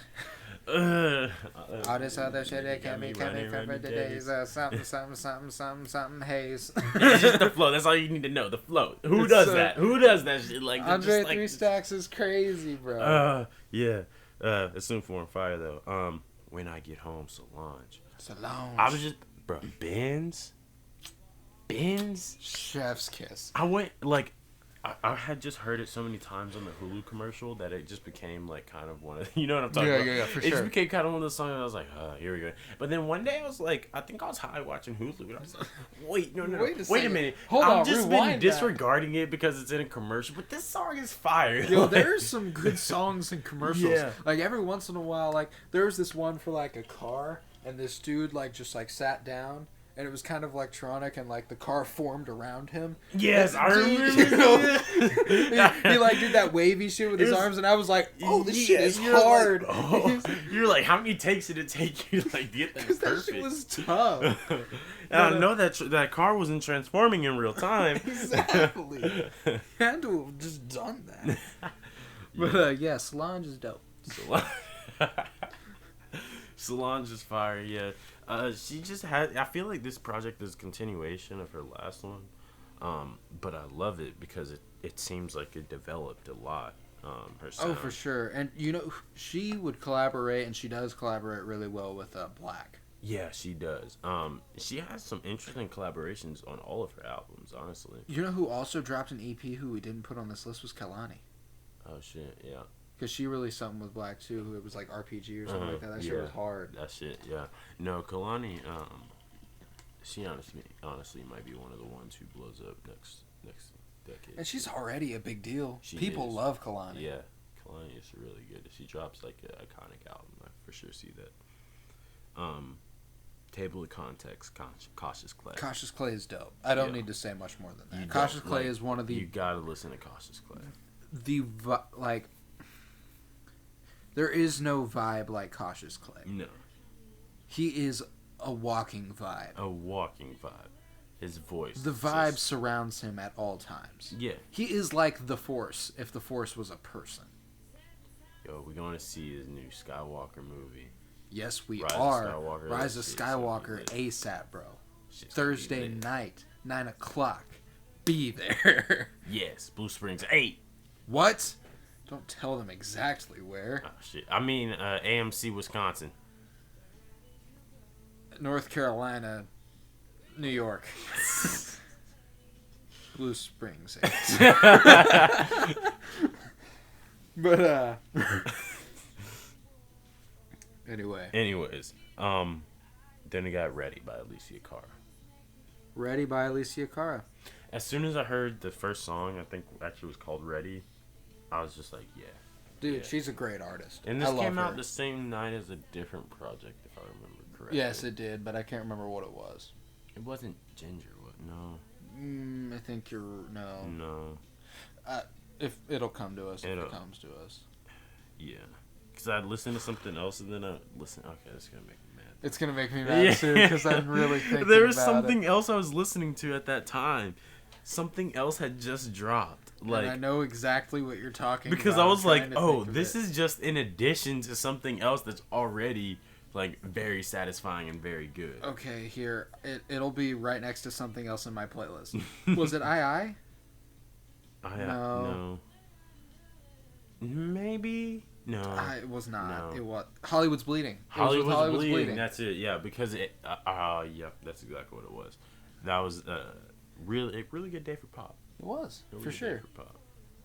Alicia Cara. Glad we figured that out. That was going to bother me. Yeah, me too.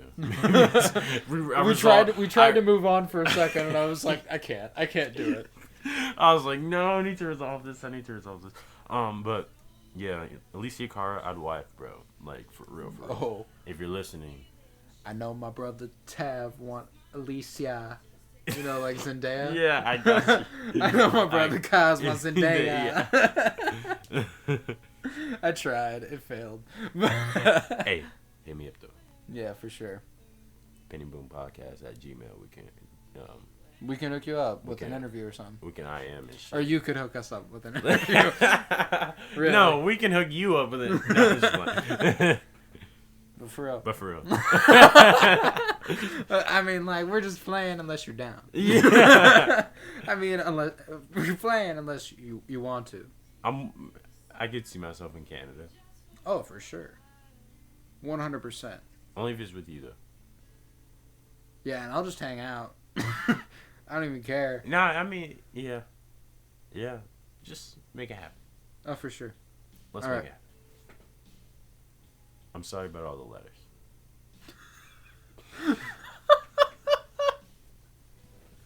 All right. Are we entering our top 5 now? Yeah. All right. What's 5? I don't send Alicia Carr a letter. Actually, you know what? Fuck it, I do. Anyways, The modern letter is the DM. That's what fan mail is now. Oh shit, that kind of sucks. Oh, it sucks big time. I would never be on social media and I would hate that. I would really want to be on Twitter, but honestly, no, I would still be on Twitter. Oh, I'd have. I can't imagine. I'd have What's sad I is have like a I burner can account. I totally have a burner account. Oh, with just 100%. friends. Like somebody, like nobody knows that I'm gonna be Joe Blow from Indiana University. Joe Blow from Indiana University. What? Like, that's literally gonna be my @ name, and I'm just gonna make At funny fuckity owl 69.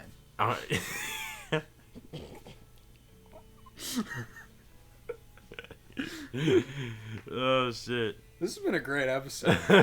Honestly, this is amazing. Yeah. Anyways, number 5, Ginger by Brockhampton. Ginger by Brockhampton. I mean, Brockhampton did what they do in a new way, and that's just all you can count on from a Brockhampton That's what it seems album. like they do every time. And every time.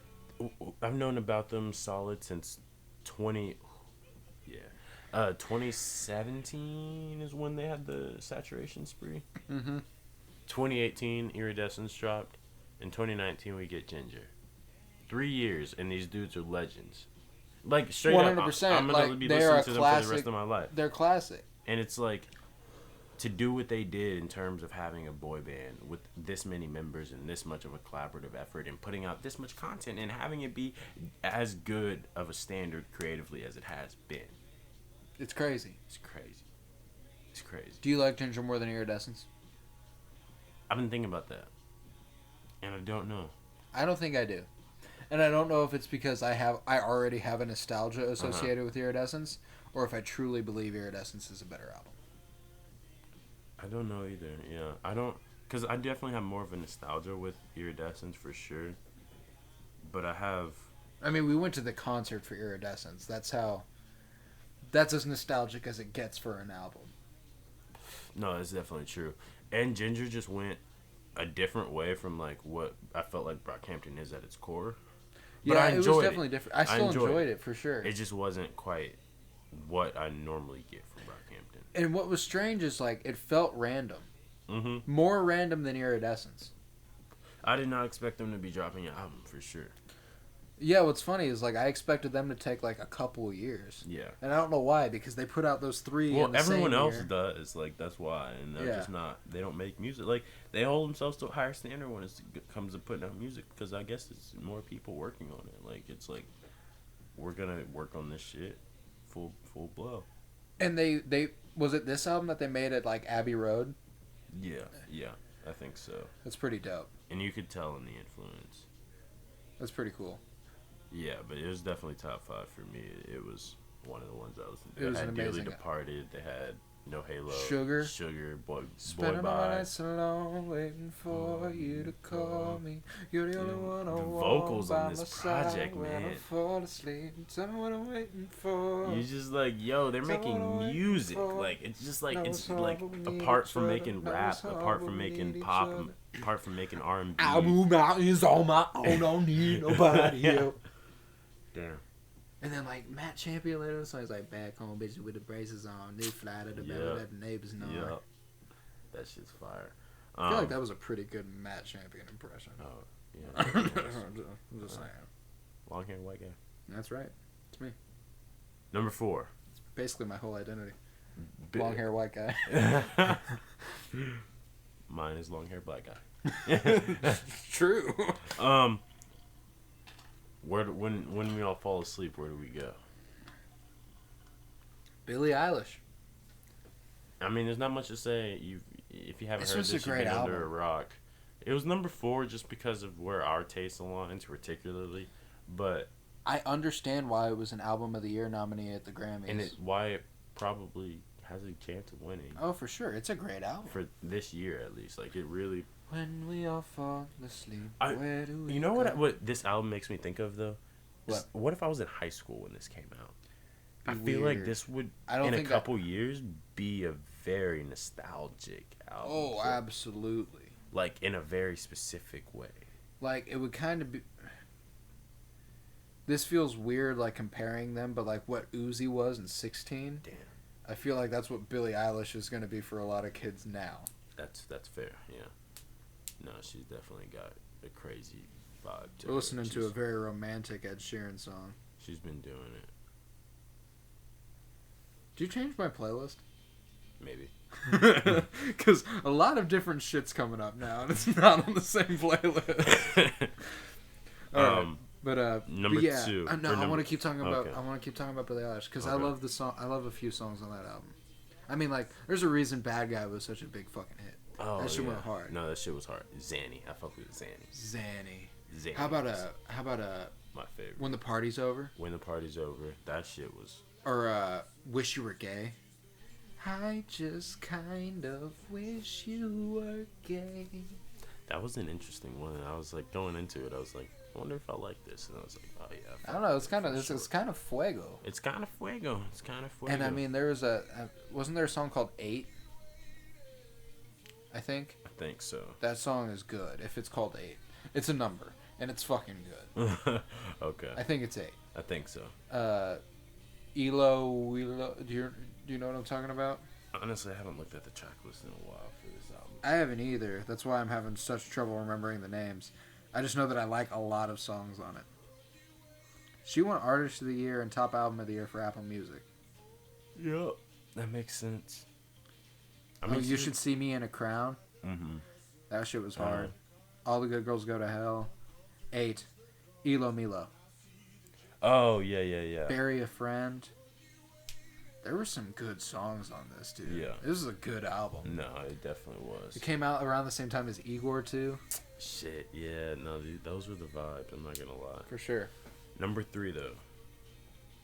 We got Norman fucking Rockwell.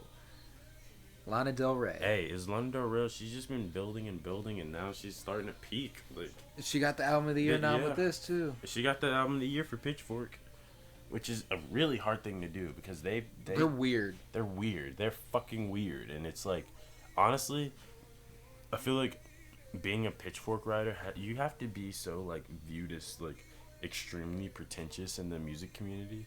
But it's for like sure. I'd totally be down to like take on that identity and write for Pitchfork because Pitchfork's like, kind of dope. they are just kind of, I don't know, they're like Anthony Fantano. Everybody hates like that, like they express their opinion, but when they do it in such an objective manner that everyone's just kind of like, well, You have to be able to like at least understand where it's coming from. it's kind of like that. Like people are mad because they take it as them being like, oh, we're the standard, when it's like no different from any other publication doing it. But when Pitchfork does, everyone's like, oh, what the fuck, Pitchfork? Because it's like I don't. And then like Anthony Fantano, just like Pitchfork, is sitting there like, I mean, we're just another company who talks about this shit and like says what we think. Like, Exactly. And the thing is, like, the big hip hop sources are the reason hip hop trends happen, and they're the reason that like yeah, shit gets annoying. yeah, So like when you're annoyed, you should remember like what Pitchfork's doing is not getting you annoyed. yeah. You could just ignore it. Exactly. Just be like, wow, my opinion doesn't line up with the writer who wrote this story. For sure. Crazy. All right. Number 2. Wait, did we even spend any time talking about Lana Del Rey there? Oh shit. No, we I just mean- talked about Pitchfork. Yeah. But That it felt conclusive, right? that there. really felt conclusive. Okay. But yeah, Norman fucking Rockwell was an excellent album, definitely deserving of Pitchfork's album of the year. Yeah. That's why that started. Yeah. Okay. What were some of your favorite songs off of it? Damn. This is one of the albums that I usually just listen through. So you don't even really know what the titles are?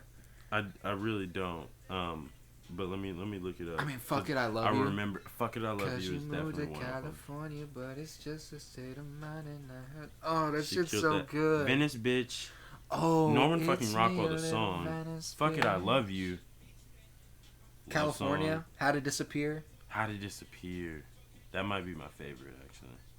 How to Disappear is so good. Or Hope is a Dangerous Thing for a Woman Like Me to Have, but I have it. Great title. Great title. Impeccable We've title. talked about this. Oh, of Perfect. course we have. And if you're going to do a song title like that, you got to go for it on the song. It's like Jaden's Play This on a Mountain at Sunset. Yeah, right. Like, if you're going to go, tell me to do that, like, you know. I'm going to go do that. I mean, yeah. But, I mean, if we had mountains, that'd be really cool. But That'd be... Oh, fuck, I wish I lived by a mountain. Those boys wanna neck up. the Mormons took them all over. Jesus. Why? I don't know.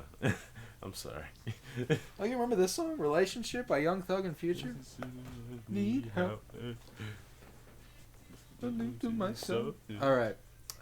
Number 1. Oh, we should conclude the Norman fucking Rockwell Oh, thing. shit. Norman fucking Rockwell. I don't know why I just keep feeling like we're at a point where we should be moving on. Norman fucking Rockwell is an amazing album. Yeah, it was. It was Lana Del Rey at her best, I feel like, so far. Now we go on to number 2. You were about to go on to number 1. You're fucking right. I by Bon Iver. That shit is so good. That's just like Bon Iver. I feel like every time he's already the granddad of fucking experimental music. It's beautiful. But That band is just... he'll never... Justin Vernon, the leader of Bon Iver, Yeah. is just a musical genius. No, yeah, he is. Like, the way he lays vocals down to just be such... They're purely emotional palettes. Like, it's not even really a linguistic expression of emotion anymore so much as it is just the sonic expression of that Exactly. emotion with his words, which is wild. Weird. It's insane. Yeah, it's like you don't really care what he's saying, you care how he's saying it. I mean, Holyfields, Hey Ma, You, Naeem, Yeah. Gelmore, Faith, Salem, Shadia, Rabbi. There were so many good songs on this. Yeah. Excuse me. It was just, in my opinion, probably critically the best album. Oh yeah. Yeah, no, critically it's up there. Yeah, no, Bon Iver just every time he does something, and I think this is where Kanye was going very right in his career was when he was really focused on this. My Beautiful influence. Dark Twisted Fantasy, where he had Justin Vernon out in Hawaii working Yeah. on that entire album with him. Album of the year. That's definitely a contention for album of the Album year. of the decade. Or yeah, album of the year, album of the decade. It's definitely up there. I mean, like Blonde. Okay, we can't. We'll Yeah, save that we'll conversation. save it. Yeah, no, but that shit's fine. Yeah, for sure. Yeah. Number 1, you already know. Igor had to be. Igor. It had to be. Had to be. I mean, you know us. Bull. Bull. Just like some Igor's theme. Bull. Ah, so good. I think I'm falling in love. Yo. This time I think It's for real. Just That's like just so good. I listened to this and I did exactly what Tyler. He said, lay the fuck down, stare at the ceiling, and listen to this shit. So I did that. He also said you can go for a walk. Yeah, it was a little. It was cold. No, it wasn't cold. I went for a walk. Oh shit. Yeah, no, it was. I should have done that. Honestly, I would have, but I don't know. I just didn't feel like it. I don't blame you. You listened to it the night it came out. I listened to it the next day Okay, yeah. because I was saving it. And it was like I was in this really weird space because my roommate had just moved out for like we were leaving for like the summer, and I wasn't leaving until the next day. Yeah. And I was just like, I'm really in here by myself. Like, this is weird. Like, and I was just like, huh. Whatever. I guess I'll listen to this album. Yeah. Igor, though. Favorite song?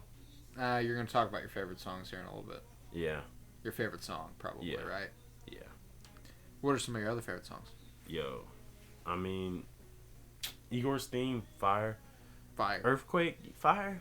Earthquake's undeniable. Played out, but fire. You make my earthquake. You make my earthquake. So good. Puppet. I'm your puppet. You control me. Are we still friends? Oh, are we still friends? Can we be friends? My love's gone. My I'm not love's gonna lie. gone. Just like in terms My love's gone. What the album was conceptually, in terms of its content, and just like the way story, it was executed. the way he was executing the story, I feel like was just honestly an album, a late entry for album of the decade. For me. Oh no, me too. And I knew it immediately when I heard it. I was like, this is album of the year for me. Like, one straight up 100%. Oh yeah, for sure. Going to be. I like, no matter what anyone else puts out, because this is it. This is something that I feel like just created a fucking sound. Like, there was like it's from a sound that we all already love and already kind of know, but he just capitalized the fuck out of it, and now it just is something else entirely. It's Igor, it's Tyler, you know? Like, that's what I feel like the greatest musicians do, is they create that type of music that you listen to and you're like, this is like something I've never gotten anywhere else. And it's like, this whole album, in terms of like how it makes you feel and how it sounds, is just so interesting. Like, absolutely, it could not be album of the year. It's just so creative. For sure. Igor. That concert was amazing too. Damn, I'm so sad. I'm sad for you too. Yo, I actually kind of want to make this Dreamville thing happen though. I do too. We should work on that. We should. How much do you think tickets to be? I looked it up. It was like 160 something, or maybe not even that expensive. When do you think they'll sell out though? Probably pretty soon. I could probably swing that around the end of the year. We'll work on it. Or honestly, I could probably swing it now. I don't know why I'm saying I couldn't. I could. Yeah. It's just like, should I? Yeah, I get you. All right, we'll plan this later. But we're thinking about going to Dreamville's festival in Raleigh, North Carolina. I think that'd be dope. It would. I'm from there, so you know. We'd have a place to stay. We'd have a place to cheap. stay. My dad's crib is dope too. As cheap as it could be. As cheap as it could be. Driving isn't too, and like, I feel like we'd have a good time driving. Yeah, we'd have a good time driving. I think that'd be fine. It's a long drive. It'd be a 2-day drive, but I mean, honestly, it wouldn't even have to if it's both of us. Oh, we should totally do this. We should totally do this. I'm getting so excited talking about it. Literally, you just take a day to get there, like with both of us driving. That's amazing. I love everything about it. We're gonna do it. Okay.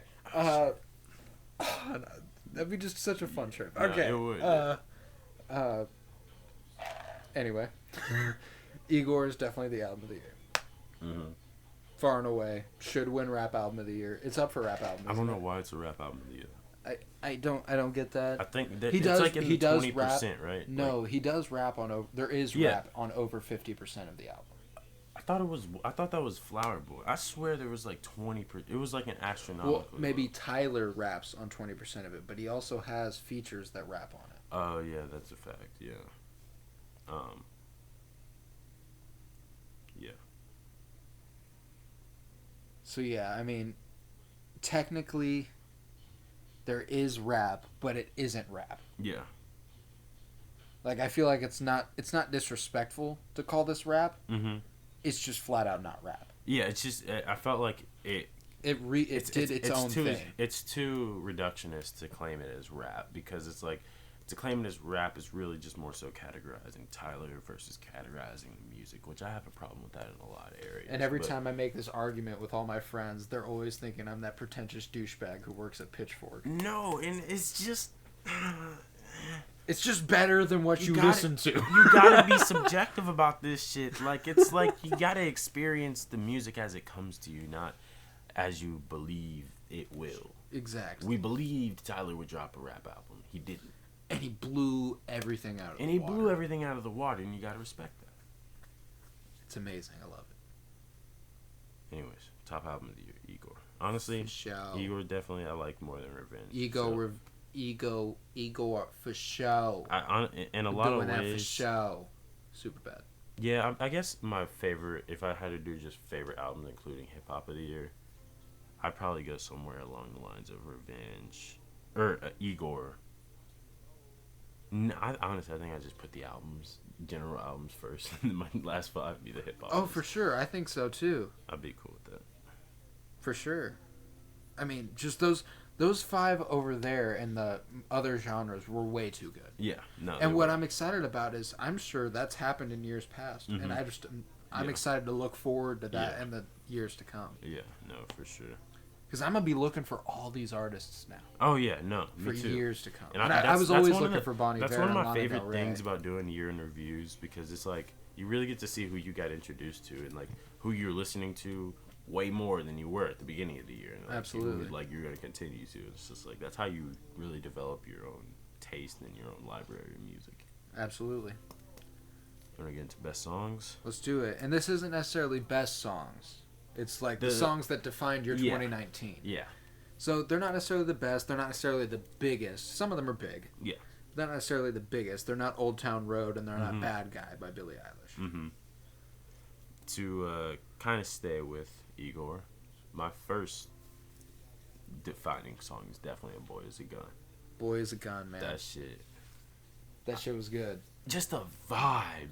And also, it came out around the time of Game of Thrones season 8, and there was like a scene with what was it, where she says like a girl is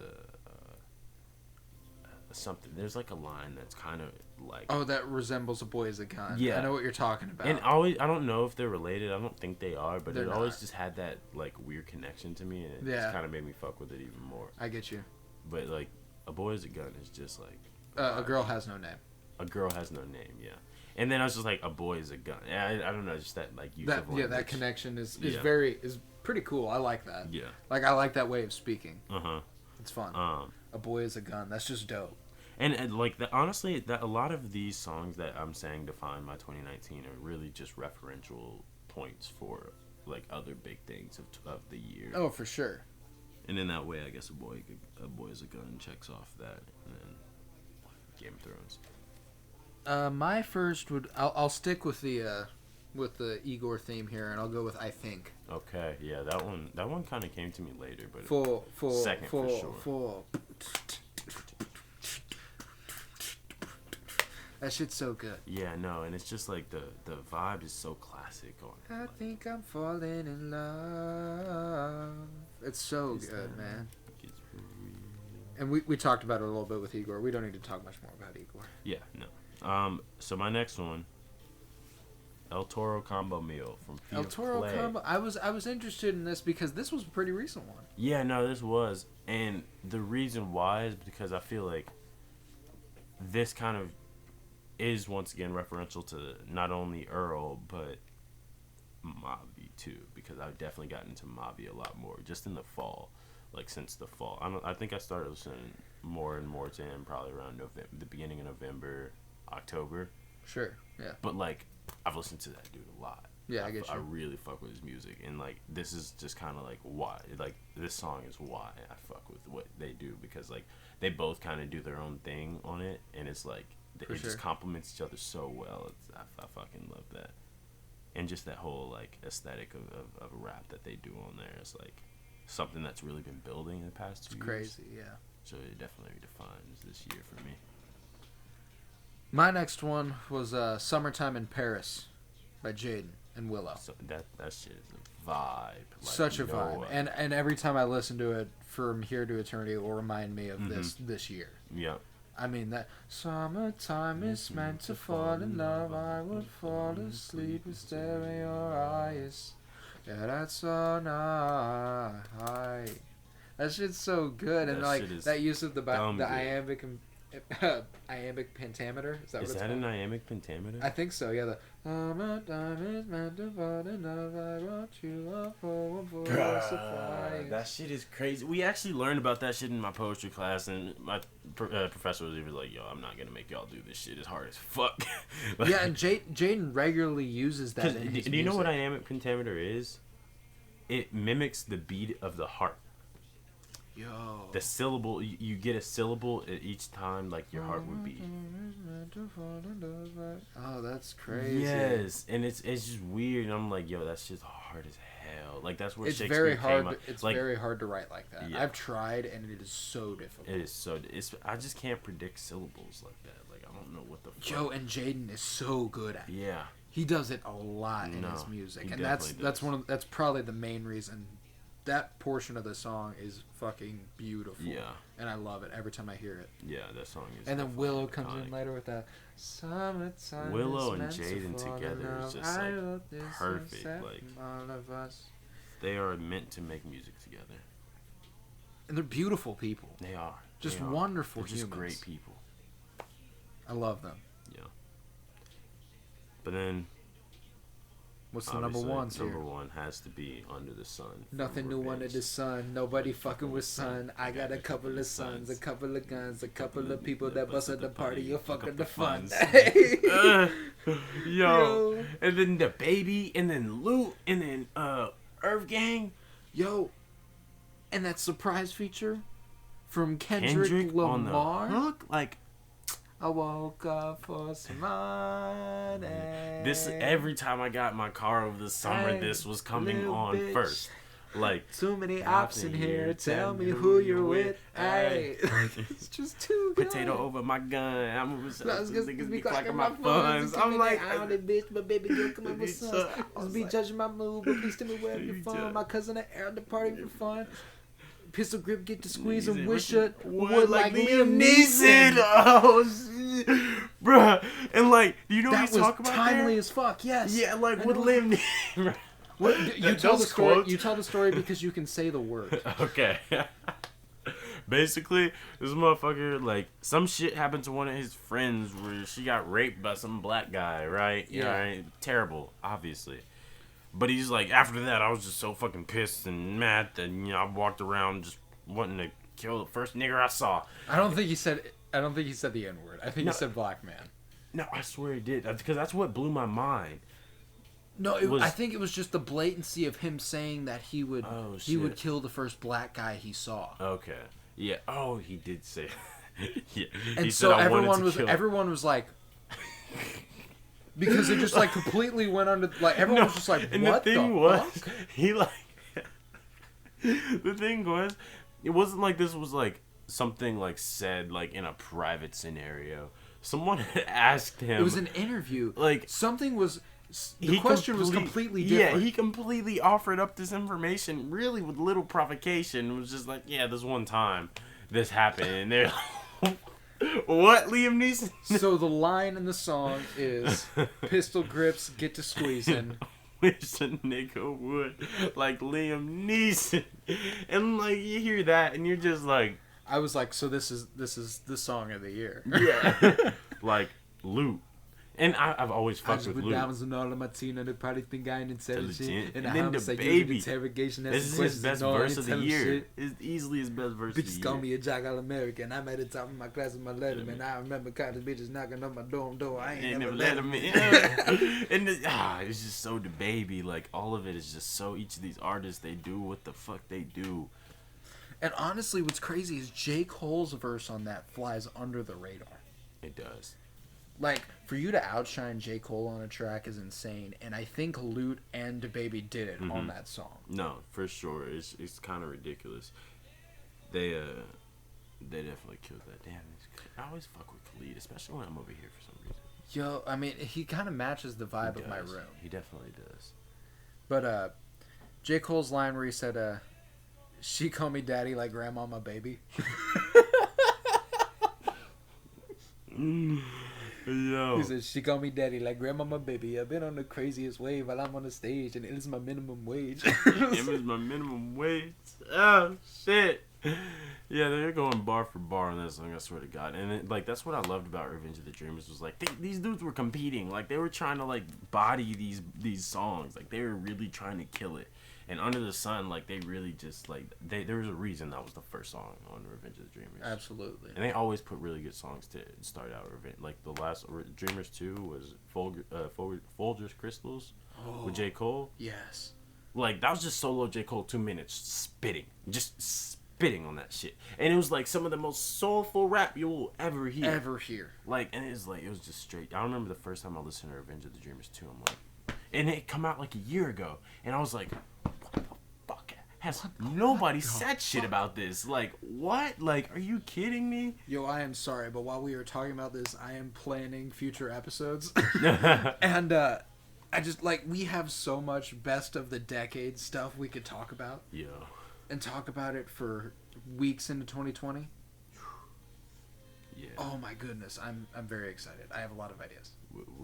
We're gonna do this shit. Okay, yeah, because we were talking about J. Cole and like some of his shit, and like it got me thinking about some of his best feature verses, and I was like, damn, what would be the best feature verses? Kendrick feature verses? Best feature verses of the decade. We're talking Nostalgia, Kendrick, Pusha T.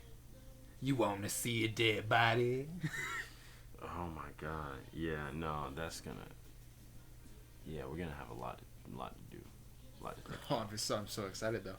We got a whole break. We gotta start compiling this shit too. We really do. It's gonna take a while. Yeah, for sure. We can work on it over the next several days. Yeah, really. no, for real. Let's do it then. Okay. Well, you want to mention our honorable mentions? Or are you cool with the? Yeah, I think we're good. Honestly, I mean, we talked about these albums. Yeah, for sure. That's why. Honestly, the only one that I think is really worth mentioning is a Frank album Frank Ocean. Yeah, DHL. his singles. DHL's and In My Room. Honestly, I like In My Room more than DHL. I think I like DHL more still.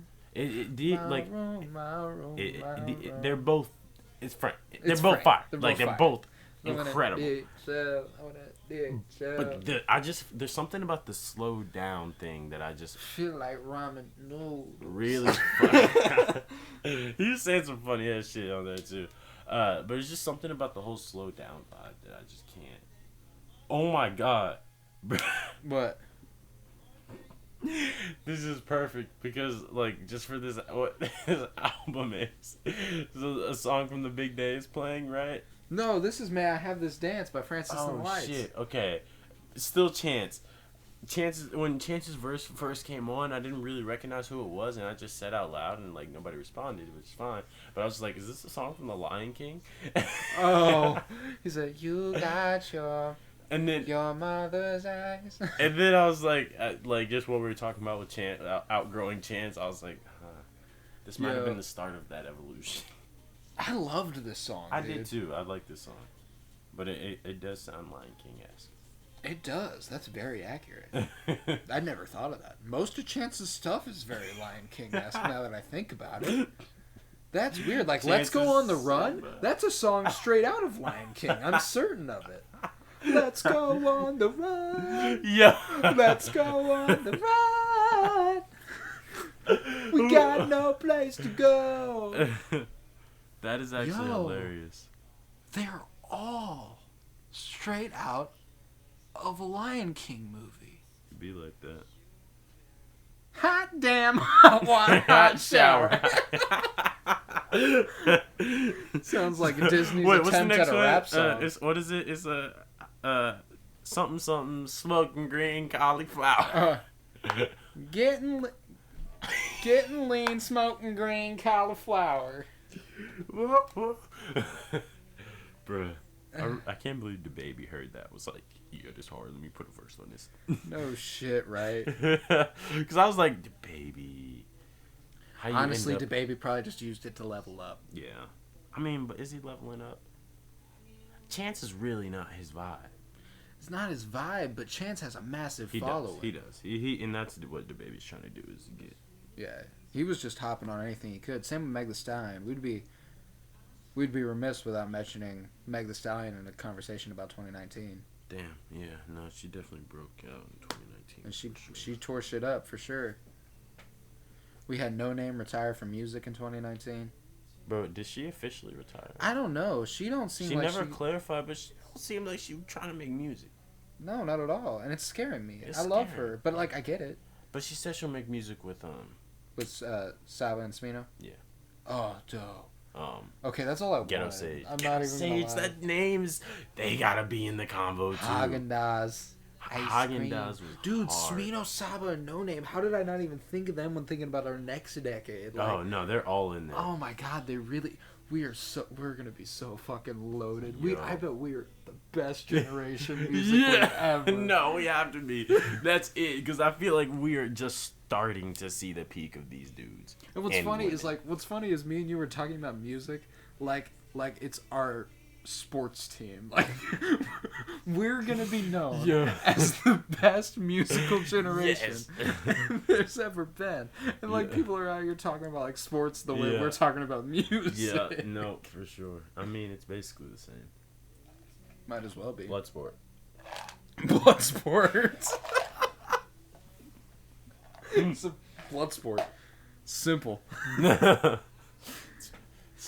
Life's a dirty game. You gotta play dirty to win. Tough in these mean streets. That's it's a quote from The Wire. Life's a... you know Wait, you know okay. Pusha T's, you know Pusha T's "My Name Is My Name"? Yeah. That's a Wire quote. My name is my name? Mm-hmm. Damn. Yeah. Wait, so I think a guy named listen, Marlo says it. He goes, why? "My name is my name," and it's tough as fuck. This guy's scary. I love it. Why are they upset about the detective telling the judge the shit about Avon Barksdale? I can't remember. To be honest, I would have to. Is it not important? I couldn't tell if it was important or not because I was. It very well could be. Like, there's probably a lot of that shit that I've forgotten because I honestly, when I watched The Wire, I was not old enough to grasp it. Yeah. I mean, for the most part, I could. I was 16. Yeah. But it's very deep in legal verbiage and shit. Yeah, it is. My favorite character in that show is probably my favorite character of any TV show ever. It's Omar Little. Oh, shit. Okay. Which one is that? He's have you ever seen a dude who's like whistling coming down the street with a baseball bat and they do that whistle? He does that whistling song and all the kids like run away. They go, "Omar coming, Omar coming." I don't think so yet. Oh, I'm trying to remember what song he whistles.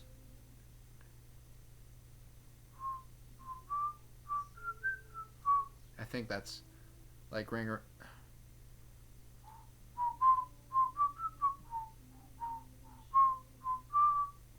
I think he does that, but I can't remember what tune it is. Okay. But dude, he's dope as fuck.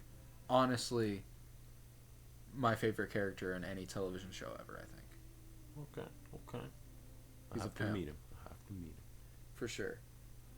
But well, those were that's music 2019. Music 2019. I mean, it's not old. I mean, it's we got the we generic. captured the big. Yeah, the big. We captured the biggins. The biggins. General reference point for the past year, I believe. Take my body. Damn, he was depressed when you added this, huh?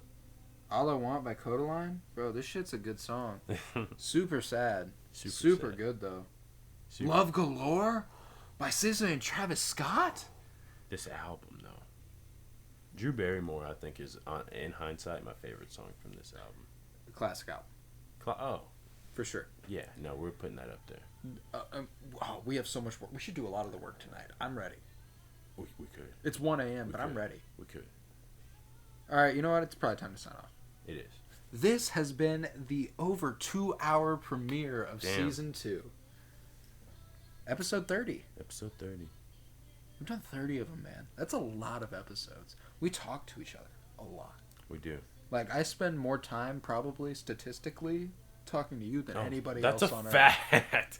That's 100% Like, if you add up the hours that I've spent talking to you on this podcast, there's no way I've talked to anybody else pretty much combined. There should be a conversations wrapped. Exactly. Man.